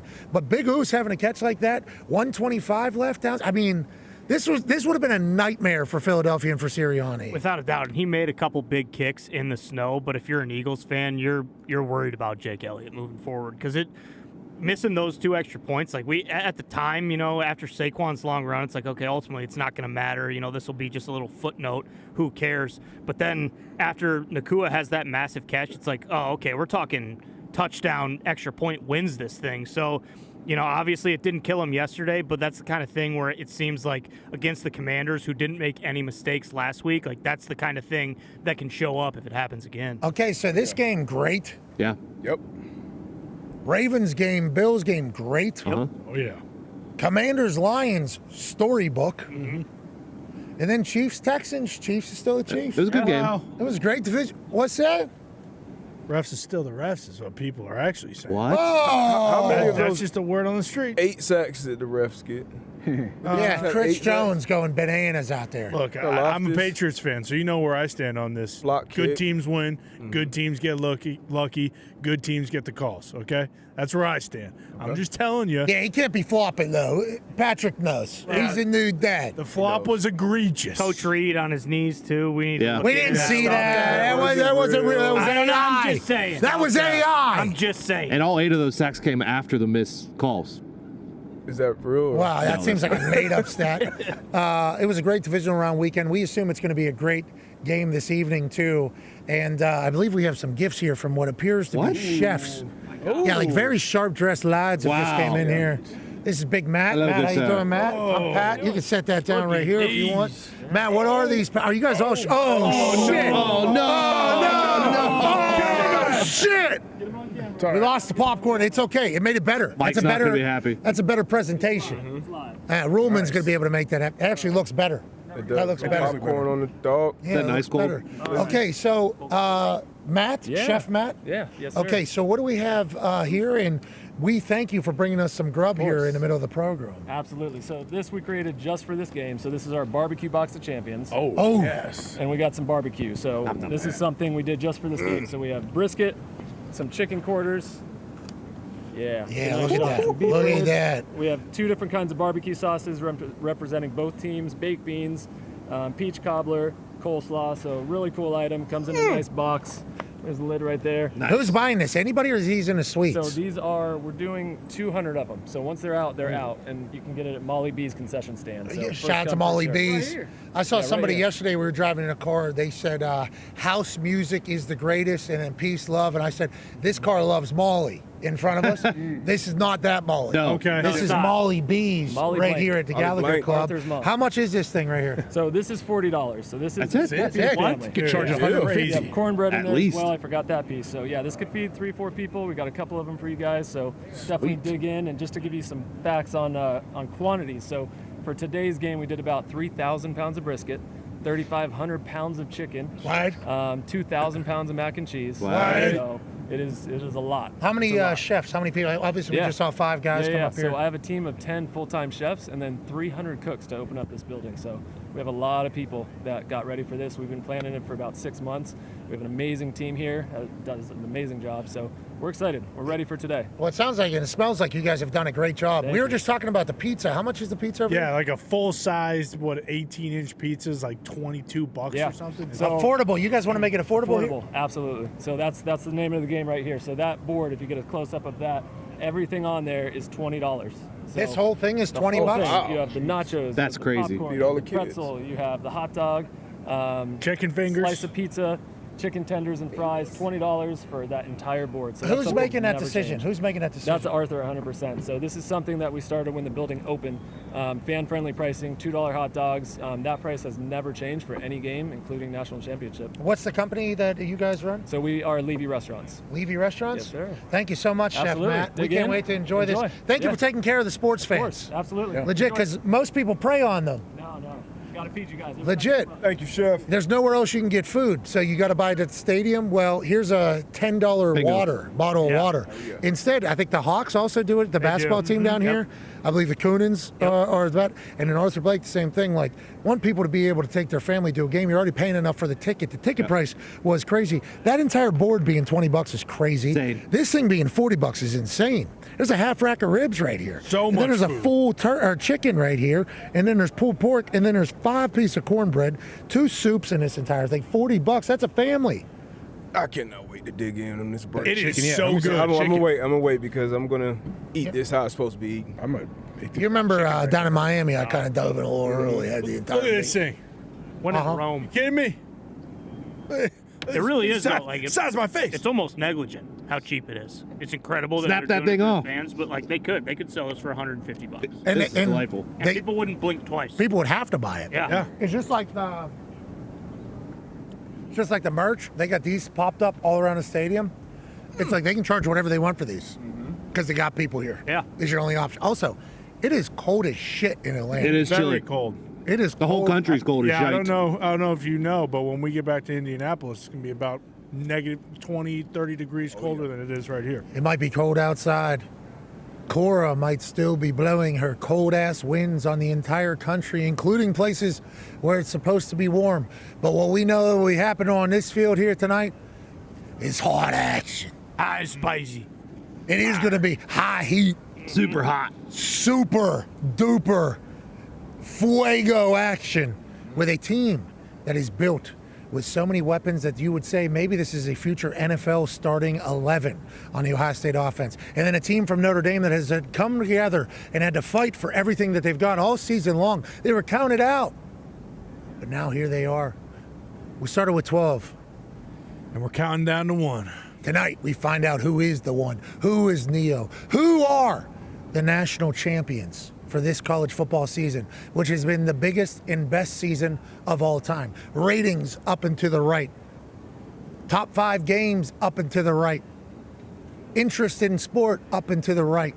Tonight is going to be electrifying. Obviously, it's Martin Luther King Jr. Day. I hope you take a look around and say, hey, we can be more unified than ever before. It would be our choosing to do so. It's Inauguration Day up there in D.C. Obviously, a lot of storylines developing from that particular world, which is very serious. And then tonight, to cap it all off, the entire country and world are going to watch 2 teams from cold weather climates from the north. Try to win a national championship. It's a wonderful Monday here in the United States of America, Tone Diggs. It really is. And I don't know if you guys saw the tweet. It came out, I think, earlier this week, end of last week. The last year before NIL started, 130 underclassmen came out for the NFL draft. 130. This year, only 70 are coming out for the NFL draft. The NIL has done like a huge part for keeping these kids in school, whether they go out, they get the grade, they come back, or they think they can make more money in college. But that's 70 underclassmen 70 more underclassmen than before NIL that are playing in the college football this year that would have been in the NFL.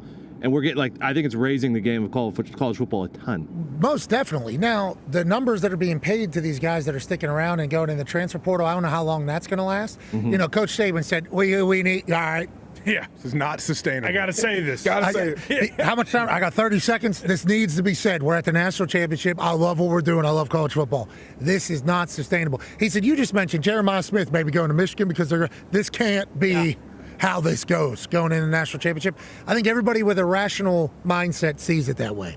So I think it's a big offseason for college football. We're not there yet. Obviously, we're 1 game away from that.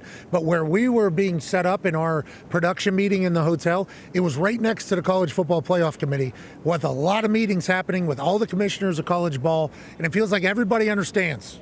We got something special here. We can't throw it away. We can't ruin it. We got to continue to make it more special. We got to continue to introduce it to more people. We need to give more people a shot to shine. And we need to make sure we take care of the student human athletes in a manner that is respectable for the grindness that is college football at this point. I feel like there is nothing but blue skies in the horizon. And tonight is going to be a majestic game that's going to make us say, wow, that was the greatest college football season of all time. As we wrap up here on, I don't know if we're on ESPN or not. We didn't start on ESPN. Okay, we are on ESPN. I don't know how that happens. But all the people that helped set this up, this is the game day set, and did a little extra work all season long for me, for this show, I can't thank you enough. Okay, I appreciate the hell out of you. College game day, 5 o'clock. Then the national championship from the sideline. We'll see you there. Goodbye. I think we hit it. Felt like it. Okay, so we're still live here. Okay. What we need to do is we need to take a little bit of a break. Actually, let's just pick the games. There is a PA announcement test that is going to happen in here. Okay. And they have delayed it already an hour for us. Wow. Okay. Obviously, there are people that are not thrilled. We can pick the games now. Naturally. Yeah, we should do that now. Take a 10-minute break. Yeah, well, how pissed will they be? Got a long night. I want to. Foss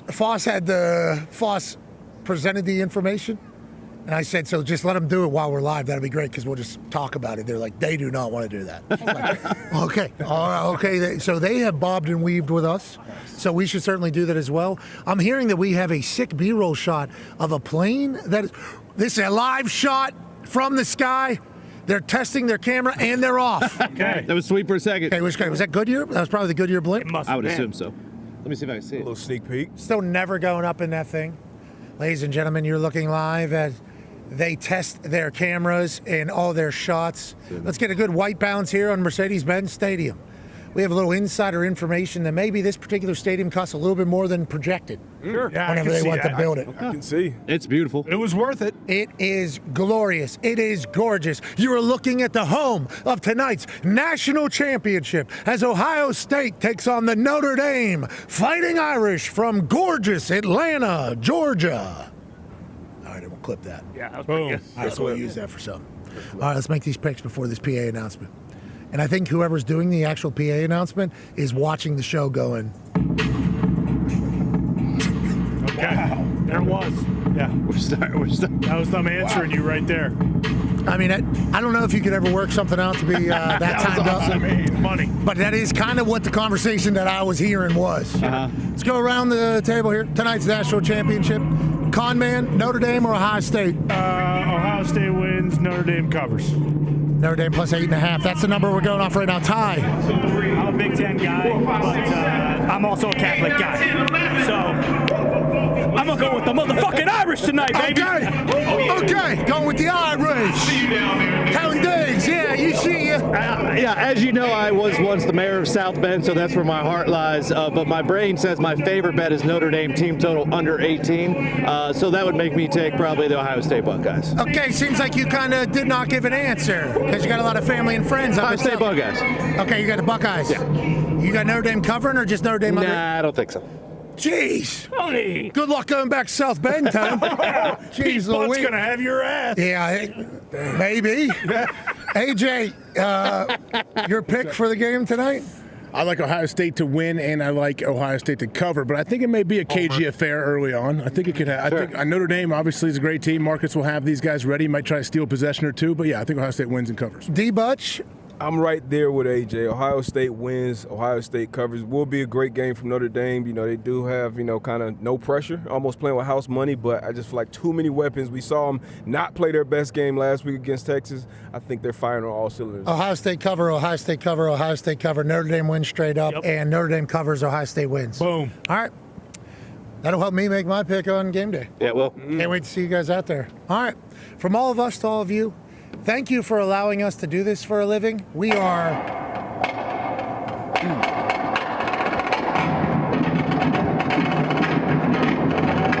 I think it's a recording. I was hoping it was live. Nick Cannon here? Yeah, there's Nick Cannon. He can't read the music, but he can sure hear it. That's Travis Barker. All right. We got the national championship tonight live from this building. It's going to be electrifying. From all of us, especially the guys back in the truck. Good work back in the truck, boys. We're practicing the pyro, the flames, the PA. Tonight is going to be a spectacle as we crown the next college football national champion. Be a friend, tell a friend something nice. It might change their life. We're in this thing together. Team on me. Hey, thanks for the food, Levy Restaurant Group. So good. Team on me, team on three. 1, 2, 3, team. Goodbye!